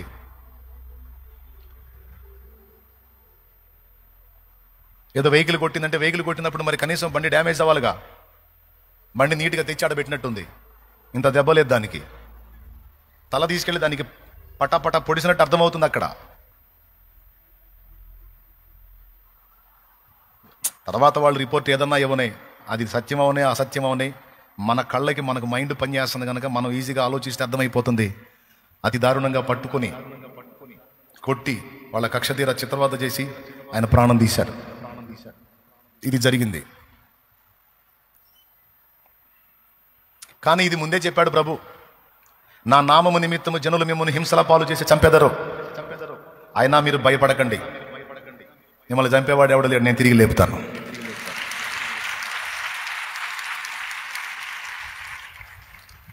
కొద్ది కాలం ఆనందపడతారు చంపామని, కొద్ది కాలం సంబరపడతారు, పండగ చేసుకుంటారు. ఇంకా అన్నిటి అంతా సమీపించిందిగా, రాకడ దగ్గరికి వస్తుందిగా.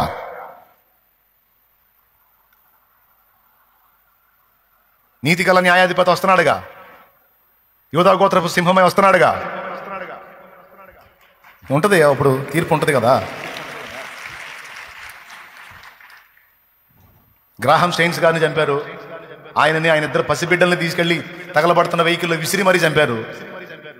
జరగలేదా? అసలు మన దగ్గర అసలు ఏమి ఇంతవరకు అలాంటిది ఏది జరగనట్టుగా కొంతమంది మాట్లాడుతూ ఉన్నారు. మత ఉన్మాదుల దుర్మార్గం. ఇక్కడ బొల్లాపల్లిలో సుబ్బరామని మంచం పట్టెతో తల మోది మెదడంతా పిట్టగోడ మీద చింది పడేటట్టు చంపలేదా? గొడ్డళ్ళు తీసుకొని కోటిరెడ్డి దైవజనుణ్ణి రెంట చింతలో నరకలేదా? సిఎస్పురంలో దర్శి సమీపం సిఎస్పురంలో దైవజనుడిని రాళ్లతో మోది చంపలేదా? దైవజనుడిని.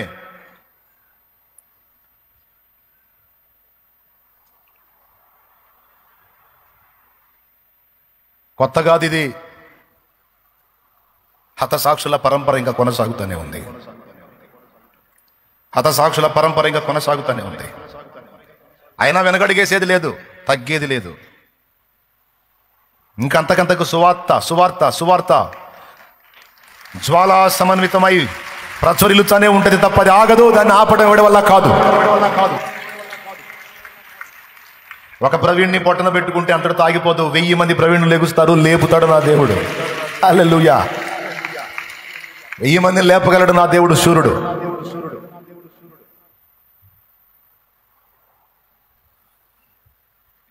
మూర్ఖులకు తెలియదు క్రైస్తవ్యం పుట్టుక, క్రీస్తు శిలువ శ్రమలలోనే పుట్టే సంఘ కన్యక. ఘోరమైన శ్రమలైన మాకు కొత్త కాదురా, ఘోరమైన శ్రమలైన మాకు కొత్త కాదురా. ఒక మనిషిని చంపితే 1000 మంది లేచురా, ఒక జ్యోతిని ఆర్పితే 1000 జ్యోతులు వెలుగురా.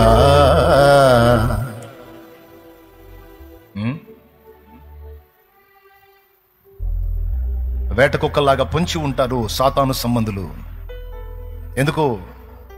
వాడికి కొన్ని లాభాలు ఉన్నాయి. మనం మధ్యలో హతులైతే, మన మధ్యలోనే యాత్ర ముగిస్తే వాడికి కొన్ని లాభాలు ఉన్నాయి. నేను అందుకే చెప్తున్నా, ఎన్ని కష్టాలైనా, నష్టాలైనా, బాధలైనా, హింసలైనా, అప్పులైనా, రోగాలైనా ఒక్కటే, నువ్వు చావటానికి వీల్లేదు. నేను చావను, సజీవుడనై సజీవురాలినై ఉండి నా దేవుని క్రియలను వివరించదను. నీకు రకరకాల సమస్యలు చూపించి వాడు సైతానుగా నీ పక్కకు చేరి చావు చావు చావు చావు అంటాడు, నిన్ను ప్రేరేపిస్తాడు. కొన్నిసార్లు ట్రై చేసావు కూడా నువ్వు తిక్కల్దానా. నువ్వు నిజంగా చచ్చిపోతే నీ ద్వారా రక్షింపబడే ఆత్మలు చాలా ఆత్మలు నశించిపోతాయి. అలా జరగడానికి వీల్లేదు. ఇప్పుడు నువ్వు ఒట్టి పాత్రగా ఉండొచ్చు. రాబోతున్న దినాల్లో నా తండ్రి నిన్ను బలపరిచి అభిషేకించా అనేక మంది రక్షణ కొరకు వాడుకోవచ్చయ్యా. నువ్వు నిర్లక్ష్యంగా ఉండటానికి లేదు, ఏముంది అనుకోవటానికి లేదు. నువ్వు బతకాలి, నువ్వు బాగుండాలి, నువ్వు ఆరోగ్యంగా ఉండాలి, టయానికి తినాలి, నిద్రపోవాలి, నువ్వు చేయాల్సినవన్నీ నువ్వు చేయాలి. నువ్వు దేవుని పని చేసి అనేక మందిని వెలిగించాలి. నీ బాధ్యత ఉంది. నువ్వు చావటానికి వీల్లేదు. నువ్వు ముసలమ్మవైనా చావటానికి వీల్లేదు. నువ్వు కుర్రోడివి కుర్ర వ్యక్తివైనా నువ్వు చావటానికి వీల్లేదు. రాని బాధలు ఎన్నైనా రాని, అవన్నీ మనకు వన్నె అవటానికే వస్తాయి, కానీ మనల్ని పాడు చేయడానికి రావు. రాని హింసలు ఎన్నన్నా రాని, అవన్నీ మనల్ని షైన్ అప్ చేయడానికి వస్తాయి, మనల్ని షార్ప్ చేయడానికి వస్తాయి తప్ప మనల్ని పాడు చేయడానికి రావు. ఎందుకంటే ఏదొచ్చినా మన తండ్రికి తెలియకుండా ఏది రాదు. అదే ముందు చెప్పాడు, నీ తల వెంట్రుకలు మొత్తం లెక్కేశాను, నీ అడుగులు లెక్కేశాను, నీ మాటలు లెక్కేశాను, నువ్వు కూర్చుంటే లెక్కేశాను, నిలబడితే లెక్కేశాను, నీ దినములన్నీ లెక్కేశాను, నీ కన్నీటి చుక్కలు లెక్కేశాను. నా దేవుడు మాట్లాడాడు. అంత శ్రేష్టంగా మన కోసం కాచుకొని కనిపెట్టుకున్న దేవుడు, ఆయనకి తెలియకుండా వస్తాయి ఏమైనా? ఆయనకి తెలియకుండా ఏవి రావు. వచ్చినాయి అంటే మనకు వన్నె తేవటానికే వచ్చినాయి. ఏ వచ్చినా మనకు మేలు కోసమే వచ్చినాయి. ఏ వచ్చినా మనల్ని షార్ప్ చేయడానికి, పదును చేయడానికి, షైన్ అప్ చేయడానికి వచ్చినాయి. అవన్నీ మన మేలు కోసమే మన తండ్రి రప్పిస్తున్నాడు. కాబట్టి వాటిలో నలుగుతున్న నువ్వు అనాల్సిన మాట ఏంటో తెలుసా? సమస్తము సమకూర్చి నా మేలుకు జరిగించగల నా దేవుణ్ణి బట్టి నేను అంటున్నాను, నేనైతే చావను, సజీవుడనై సజీవురాలనై ఉండి నా దేవుని క్రియలను వివరించదను. 15 ఏళ్ల నాడు నన్ను గాజేయాలని చూశాడు రకరకాలుగా. అప్పుడే పోతే ఇంత పని కోల్పోయేది కదా, మిస్ అయిపోయేవాడిని కదా, నేను పోగొట్టుకునేవాడిని, సైతానికి ఇదంతా లాభం అయ్యేది, ఇంతమంది రక్షణ. కానీ దేవుడు అంత ట్రాన్స్ఫారం నుంచి వచ్చే కనెక్షన్ తగిలింది నాకు. మెయిన్ లైన్ ఇళ్లలోది కాదు. కొడితే పరిగెత్తారు జనం, మరిగారే బచ్చే మరిగారే అనుకుంటా. పోయింది ప్రాణం. ఎక్కడో కొన ఊపిరితో ఉన్నా, వచ్చి కాళ్ళు చేతులు రుద్ది హడావుడి చేసి గందరగోళం చేశారు. తర్వాత చిన్నగా ప్రాణం వచ్చింది, బ్రతికా. 15 ఏళ్ళప్పుడు జరిగింది ఇది. నా తండ్రి కాపాడుకుంటా వస్తున్నాడు అప్పటి నుంచి ఇప్పటిదాకా. అంటే అటాక్స్ చేస్తానే ఉన్నాడు వాడు. ఎందుకు? నా ద్వారా జరిగే పని ఆగిపోవాలంటే నేను పోవాలి. నీ మీద కూడా అలా దాడులు జరుగుతున్నాయి. మెంటల్గా, మానసికంగా, శారీరకంగా, ఆత్మీయంగా నిన్ను దిగజార్చి, బలహీనపరిచి, నువ్వు తెగించేటట్టు, నీ ప్రాణం నువ్వే తీసుకునేటట్టు, నిర్లక్ష్యంగా ఉండి చచ్చేటట్టు, కేవలం మెయిన్గా నీ ప్రాణం తీయడానికే స్కెచ్లు జరుగుతాయి. దానివల్ల చాలా లాభాలు ఉన్నాయి. వాడికి రెండే చెప్పాను నేను.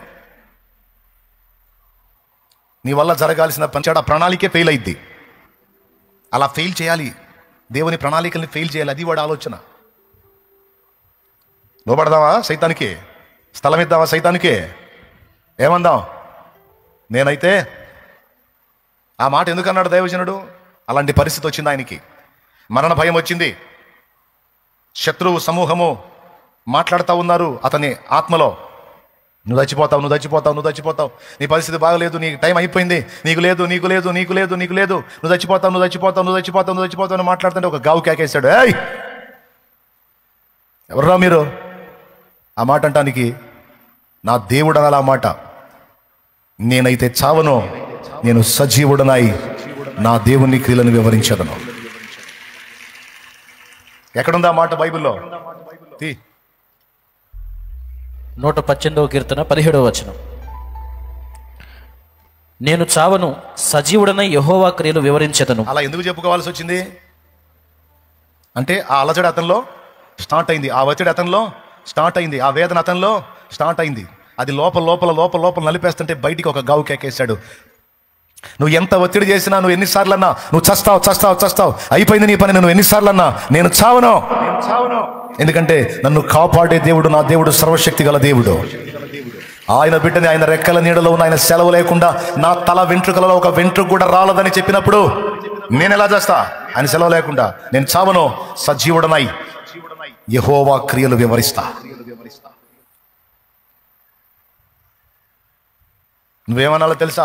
అయిపోయింది నీ పని, అయిపోయింది నీ పని, ఇంకా నువ్వు కోలుకోలేవు, ఇక నువ్వు లేవలేవు, నీ చరిత్ర అయిపోయింది. ఏ నోరు మోయ్ సైతాన్, నేను కోలుకోపోవటం ఏంది? నా దేవుడు సమర్థుడు.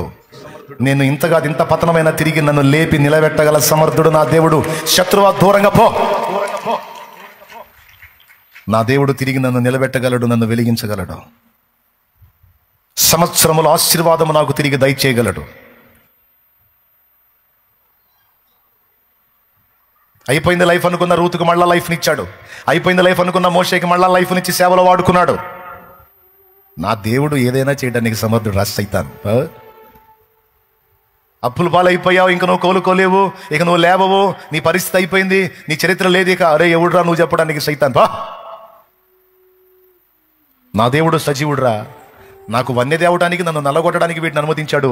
నా దేవుడు వాటిని తొలగించాలనుకుంటే ఒక్క చిటిక చాలురా. నా దేవుడు వేసే ఒక్క చిటిక చాలు.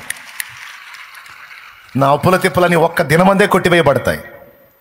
నీకు మాయ రోగం వచ్చింది, నీకు పెద్ద రోగం వచ్చింది, నీ కంపెనీ జబ్బు వచ్చింది, నీ గుండె తేడా ఉంది, నీ కిడ్నీలు తేడా ఉన్నాయి, నీ లివర్ తేడా ఉంది, నీ రక్తం చెడిపోయింది, నీకు క్యాన్సర్ వచ్చింది, నీకు అంత జబ్బు వచ్చింది, నీకు ఇంత జబ్బు వచ్చింది, ఇక నువ్వు బతకవు, ఇది వచ్చిన వాళ్ళు బతకరు. ఒరే సైతాన్, పో యేసునామంలో. సచ్చిన వాళ్ళనే బతికించినోడు రా నా దేవుడు. రోగాలు ఒక లెక్క, లక్షలాది మంది రిపోర్ట్స్ మారిపోయినీరా. లక్షలాది మంది రిపోర్ట్స్ మారిపోయినీరా. నా దేవుడు తలుచుకుంటే నన్ను క్షణములో బాగు చేయగలడు. ఒక్క మాట పలికితే చాలరా, నా రిపోర్ట్లు మొత్తం మారిపోతాయి. నాకు భయం లేదు. నేను చావను, నేను చావను. నేను దేవుని పని చేయాలి. నేను నా యెహోవా క్రియలు వివరించాలి. అక్క విన్నావా? నిద్రపోయి లేచావా? అమ్మా చెప్పేటప్పుడే నిద్రపోండి, తర్వాత ఏం దొరికినప్పుడు పేడం తీయండి. ఈయనక్కాయ్ నేను కళ్ళు మొత్తం తిరుగుతున్నావు, నువ్వే బ్లూ చీరా, నువ్వే లేచా ఉన్నావా? లేచా ఉన్నావా? అయితే పర్లా. కళ్ళు మూసినట్టుంటేను ఏమనాలి? ఏమనాలి? నేను చావను. చెప్పు. సజీవురాలనై, సజీవుడనై. ఎక్కడున్నాడు మీ ఆయన? అక్కడ కూర్చున్నాడు. స్తోత్రం. నువ్వు కూడా అనాలి. ఏమనాలి? నేను చావును, సజీవుడనై నా దేవుని క్రియలను వివరిస్తా, నా దేవుని కోసం బతుకుతా. అదే మాట, అదే మాట మన నోట ఉండాలి ప్రతి విషయంలో. అంతే.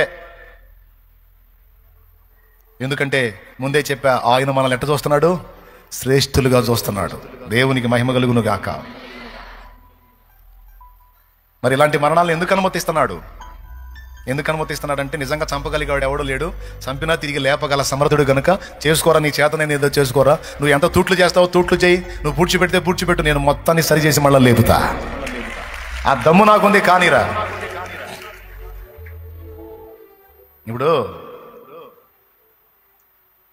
ఇల్లు కట్టే మంచి పనితనం కలిగిన ఇంటికి ఇల్లు కట్టగలిగే మేస్త్రి దగ్గరికి వచ్చి ఈ ఇల్లంతా పగల కొడతాను అంటే మేస్త్రి ఏమంటాడు? నీ చేతనైనట్టు పగల కొట్టుకోరా.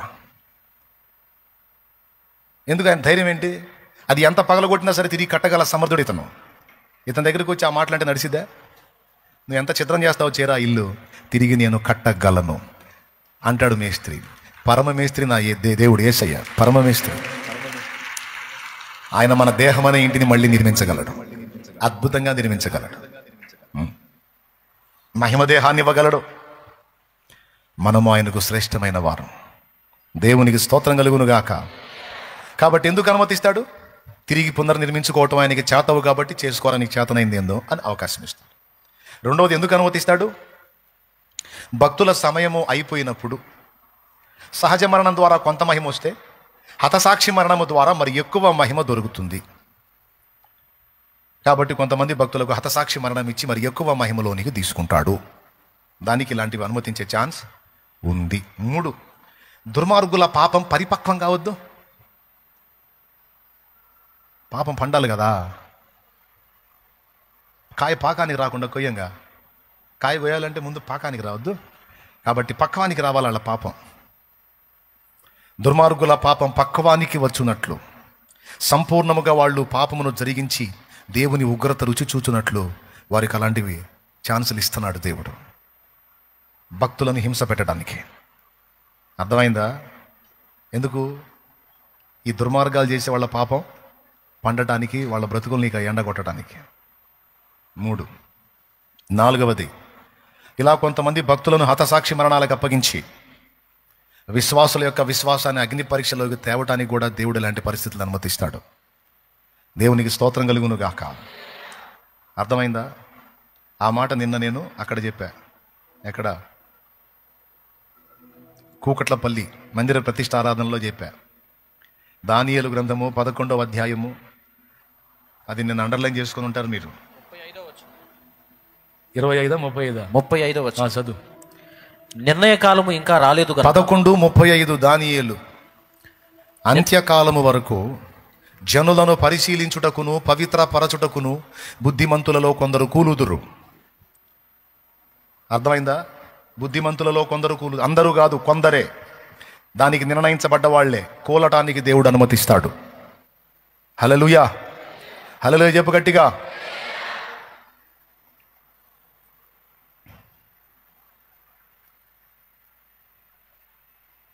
బుద్ధిమంతులు అంటే ఎవరో తెలుసా? నీతి మార్గమును అనుసరించున్నట్లు ఎవరు అనేకులను త్రిప్పుదురో వారు బుద్ధిమంతులు మరియు ఆకాశ నక్షత్రముల వలె నిరంతరం ప్రకాశిస్తారన్నాడు దానియేలు 12:3లో. బుద్ధిమంతులు అంటే నంబర్ 1లో వచ్చేది సేవకులు, ఆత్మలను రక్షించేవాళ్ళు, నీతి మార్గాన్ని అనుసరించి అనేకుల్ని తిప్పేవాళ్ళు సేవకులు. వాళ్ళు కూలతారని చెప్పాడు. అనేకుల్ని పరిశీలించడానికి, పరిశుద్ధపరచడానికి. ఇంకా క్లియర్గా నిన్న అక్కడ వివరించా. పొట్టేదో గట్టిగించేదో తేల్చుకోవడానికి దేవుడు ఆల్రెడీ విశ్వాసంలోకి వచ్చిన వాళ్ళ విశ్వాసాన్ని పరీక్షించడానికి దేవుడు ఇలాంటివి అనుమతిస్తాడు. అనుమతించి చూసే వాళ్ళకి ఆయన కాపాడినట్టు, పట్టించుకోనట్టు, వదిలేసినట్టుగా అనిపిస్తుంది. అప్పుడు కొంతమందికి అల్ప విశ్వాసులకి ఏమనిపిస్తుందో తెలుసా? నిజంగా యేసు ప్రభు ఉంటే కాపాడొచ్చుగా, కాపాడలేదు కాబట్టి నాకు యేసు ప్రభుత్వ అంటారా? లేకపోతే ఎలా వాళ్ళ విశ్వాసాన్ని స్థిరపరచుకుంటారో చూద్దాం అని దేవుడు ఇలాంటివి కూడా అనుమతించే ఛాన్స్ ఉంది. ఏది ఏమైనా భక్తులకు కలిగేటువంటి మరణం కావచ్చు, శ్రమ కావచ్చు, సమస్య కావచ్చు, బాధ కావచ్చు, ఇబ్బంది కావచ్చు, అది ఆయనకైనా, మీకైనా, నాకైనా, మనందరికీ ఫైనల్ ముగిస్తున్నాయిగా మనకు ఎదురయ్యేవన్నీ దేవునికి తెలియకుండా ఎదురు కావటం లేదు అనే విషయం మీకు అర్థమైతే నాకు అంతే సంతోషం. ఎలా ఈరోజు నేను మీకు చెప్పిన కోణం ఎలాంటిదంటే, ప్రతి విషయంలోనూ ఆయన మనల్ని శ్రేష్ఠులుగా చూసి తల వెంట్రుకల దగ్గర నుంచి కాలి అడుగుల లెక్క వరకు, అంటే శిరం మొదలుకొని శ్రీపాదం వరకు ప్రతిదీ అబ్జర్వ్ చేస్తూ ఉన్నాడన్న ఒక్క విషయం మీకు అర్థమైతే చాలు, నేను ముగిస్తాను. ఈరోజు నీకు ఒక వేదన ఉంటుంది, దేవుడు కూడా నన్ను పట్టించుకోవటంలో, నా బాధల్లో దేవుడు కూడా నన్ను వదిలేశాడేమో, లేకపోతే నాకు ఈ పరిస్థితులు మారట్లేదు ఏందనే నిరాశ, నిస్పృహ, నిరుత్సాహం, కృంగుబాటు ఉండొచ్చు నీకు. అయితే వాటికి సమాధానం చెప్తున్నా. కొన్ని సందర్భాల్లో, కొన్ని కాలాలలో దేవుడు మనకు వనగూరేటువంటి సమస్యలను బట్టి చూస్తూ కూడా మౌనంగా ఉంటాడు. మళ్ళీ ఆయన ఏమంటాడు తెలుసా? నువ్వు అనేక పిచ్చుకల కంటే నాకు శ్రేష్ఠుడివి అంటాడు. గొర్రె కంటే నువ్వు నాకు శ్రేష్ఠుడివి అంటాడు. భూమి మీద ఉన్న మనుషుల కంటే నువ్వు శ్రేష్ఠుడివి అంటాడు, శ్రేష్ఠురాలివి అంటాడు. మరి అంత శ్రేష్ఠురాలు అయితే మరి అన్నీ ఎందుకు అంటే అవసరం. తగిన కాలం ముందు నేను వాటిని తొలగిస్తాను, వాటి గురించి నువ్వు దిగులు చెందొద్దు అని ఆయన మాట ఇస్తా ఉన్నాడు. ఎంతమంది ఒప్పుకుంటారు నేను దేవునికి శ్రేష్టమైన దాన్ని, శ్రేష్టమైన వాడిని? కావాలా ఇంటికి వెళ్ళి అడిగి చూడు. మేము ఉంటే అమ్మ ఒకసారి నా జుట్టు లెక్క ఇవే అని అడుగు. నువ్వు అడగవా? పోనీ మీ ఆవిడని అడుగు. నువ్వు అడుగు, అమ్మాయి నేనంటే నీకు ప్రేమేనా అని అడుగు. అదేంది అట్ట అడిగావు, ఎంత ప్రేమ అందనుకో. ఏం లేదు, ఒకసారి లెక్క ఇవ్వా అని అడుగు. జుట్టు లెక్క వేయాలా? ఏమంటే నేనంటే నీకు కూడా ప్రేమేనా? ప్రేమేనా? నా జుట్టు కూడా లెక్క. ఏంది జుట్టు లెక్కేసేది? కళ్ళు పోతాయి. అది ఎట్ట తెలిసింది మనకు ఆ లెక్క అంటారు. ఎవరి వల్ల కదా. కానీ నీ ఒక్క వెంట్రుక నీ తల నుంచి రాలి పడాలి అంటే అక్కడ పర్మిషన్ కావాలంట. అది ఎంత సీరియస్ో చూడు. తల దువ్వితే ఎన్నో జుట్టు పోతా ఉంటుంది, నీకు అది లెక్కలోది కాదు. కానీ ఈరోజు ఎన్ని వెంట్రుకలు రాలినాయో కూడా లెక్కేసుకుంటా. ఏంటి ప్రభు అంత ఇంట్రెస్ట్? అంతే, నాకు ఇంట్రెస్ట్ నువ్వు అంటే అంటాడు. ఎంతమంది నమ్ముతారు? ఇప్పుడు ఇక్కడ కూర్చున్న వాళ్ళు కొంతమంది ఇంటి వాళ్ళ చేత తిట్లు తింటారు. దరిద్రపు దానా, సచ్చిందానివి కాదు, బతికిందానివి కాదు, సావవే అని. కొంతమందికి కూర్చొని ఎడుతూ ఉంటారు. ఎవ్వరు నన్ను ప్రేమించరు, ఎవ్వరు నన్ను అర్థం చేసుకోరు, ఎవరు నన్ను పట్టించుకోరు. నిజంగా వాళ్ళు అన్నట్టు సస్తే పోయిద్దేమనిపిస్తా ఉంటారు. కానీ ఇక్కడ దేవుడు మాట్లాడుతున్నాడు, పిచ్చిమోకం దానా, వాళ్ళు ఆ మాట అంటే నిజంగా సస్తావా? ఎవరు ప్రేమించట్లేదా నిన్ను? నేనున్నాను నీకోసం ప్రాణం పెట్టిన వాడిని, ప్రాణం కంటే ఎక్కువగా నిన్ను ప్రేమించేవాడిని. అసలు వాళ్ళ కోసం కాదు నేను చేసింది, నిద్రమోహమా, నా కోసం నేను నిర్మించుకున్నా. కాదు ప్రభా, మా ఆయన ఇలా అంటున్నాడు, ఆ దరిద్రుడి కోసం కాదు, నా కోసం నిర్మించుకున్నా. నా భార్య నన్ను ఇలా అంది ప్రభా, సావరా సావు అంది ప్రభా, అరే అంటే అంది ప్రభా, సావమంది ప్రభా. దేవుడు అంటాడు, నిద్రమోహవాడా, ఆ మనిషి అంటే చచ్చిపోతావా? ఆ మనిషి కోసం కాదు నిన్ను చేసింది, నా కోసం నిర్మించుకున్నాను నాన్న, నీతో నాకు పన్నుంది నాన్న, ఆ మాటలు పట్టించుకోవద్దు నాన్న అంటాడు ఆయన.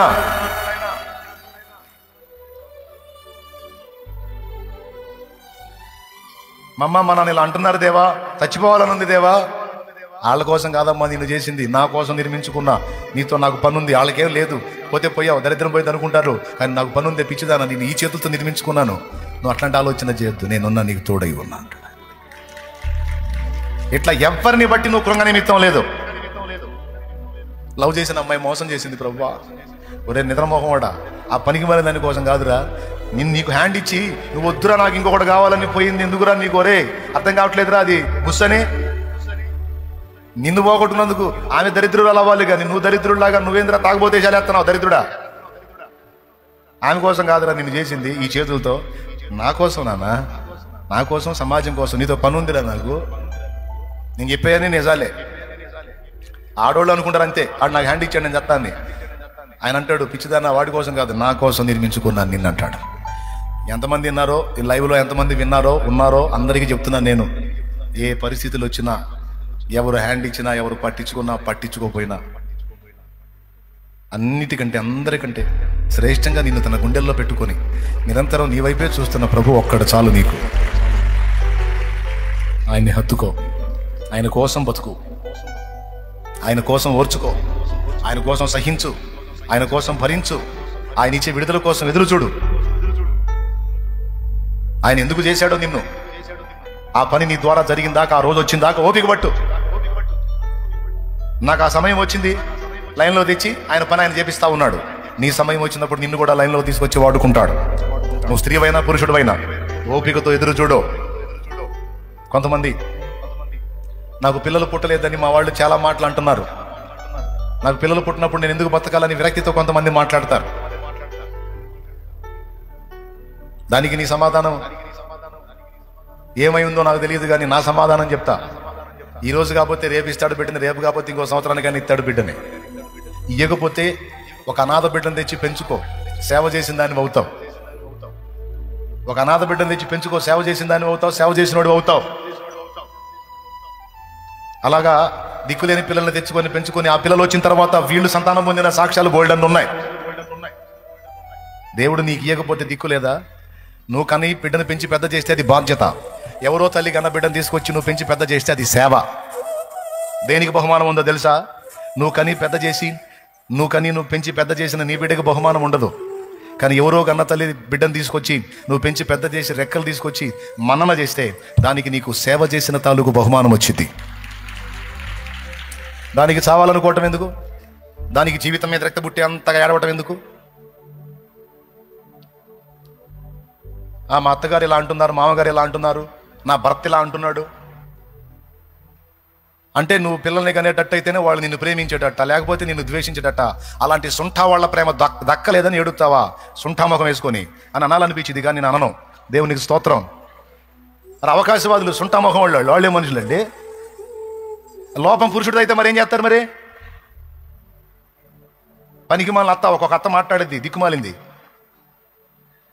దాన్ని వదిలేరా, ఇంకో దాన్ని చేసుకో. దోషం వీడిదైతే వీళ్ళ లోపం ఉంటే అప్పుడు ఆమెకి చేసేది ఇంకొకటి తెచ్చి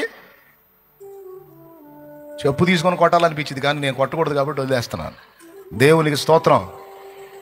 మాట్లాడేటప్పుడు చూసుకొని మాట్లాడాలి.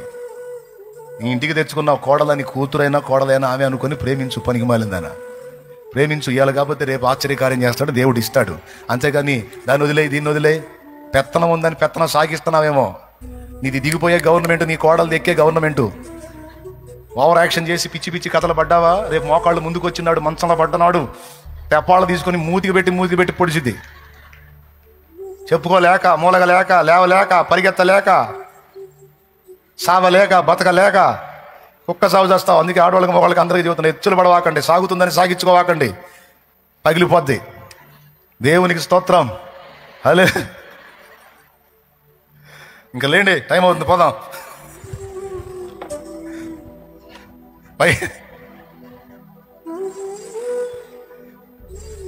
ఎవరి మీద ఎవరు సాగించుకోవద్దు. చేతనైతే ప్రేమిద్దాం, ఆదరిద్దాం, ధైర్యపరుద్దాం. బిడ్డని కనలేకపోయాను, గొడ్రాలనయ్యాను అత్తమ్మ అంటే మా దగ్గరికి తీసుకో, రారా తల్లి. బిడ్డ లేకపోతే పెంచుకుందామమ్మా, ఒక బిడ్డను తెచ్చుకోండి. ఏమైందిరా, బంగారాన్ని దొరికావమ్మా నాకు, చాలమ్మా. నువ్వు బిడ్డను కంటేనా ఏంది, కనకపోయినా నాకు బిడ్డ వేదా అని దగ్గర తీసుకో. మా అత్త బంగారం అని దండం పెట్టుకుంటుంది. రేపు నువ్వు మంచానో కంచానో పడితే చక్కగా చూసి ఎల్లబుచ్చిద్ది, లేకపోతే నీకుంటదే. స్తోత్రం. ఏమని పొడిచిద్దో తెలుసా? నా భర్త నా నుంచి కాకుండా చేసి ఇంకొక ఆమె నుంచి పెళ్లి చేయాలని చూసింది. మొదలు నష్టపోతే చెయ్యవే, ఇప్పుడు చెయ్యి పెళ్ళి, నేను చేస్తాను, నేను బతికినంత వరకు నీకు చేస్తాను, నేను పెళ్ళి అని అంటది. వద్దా పరిస్థితి?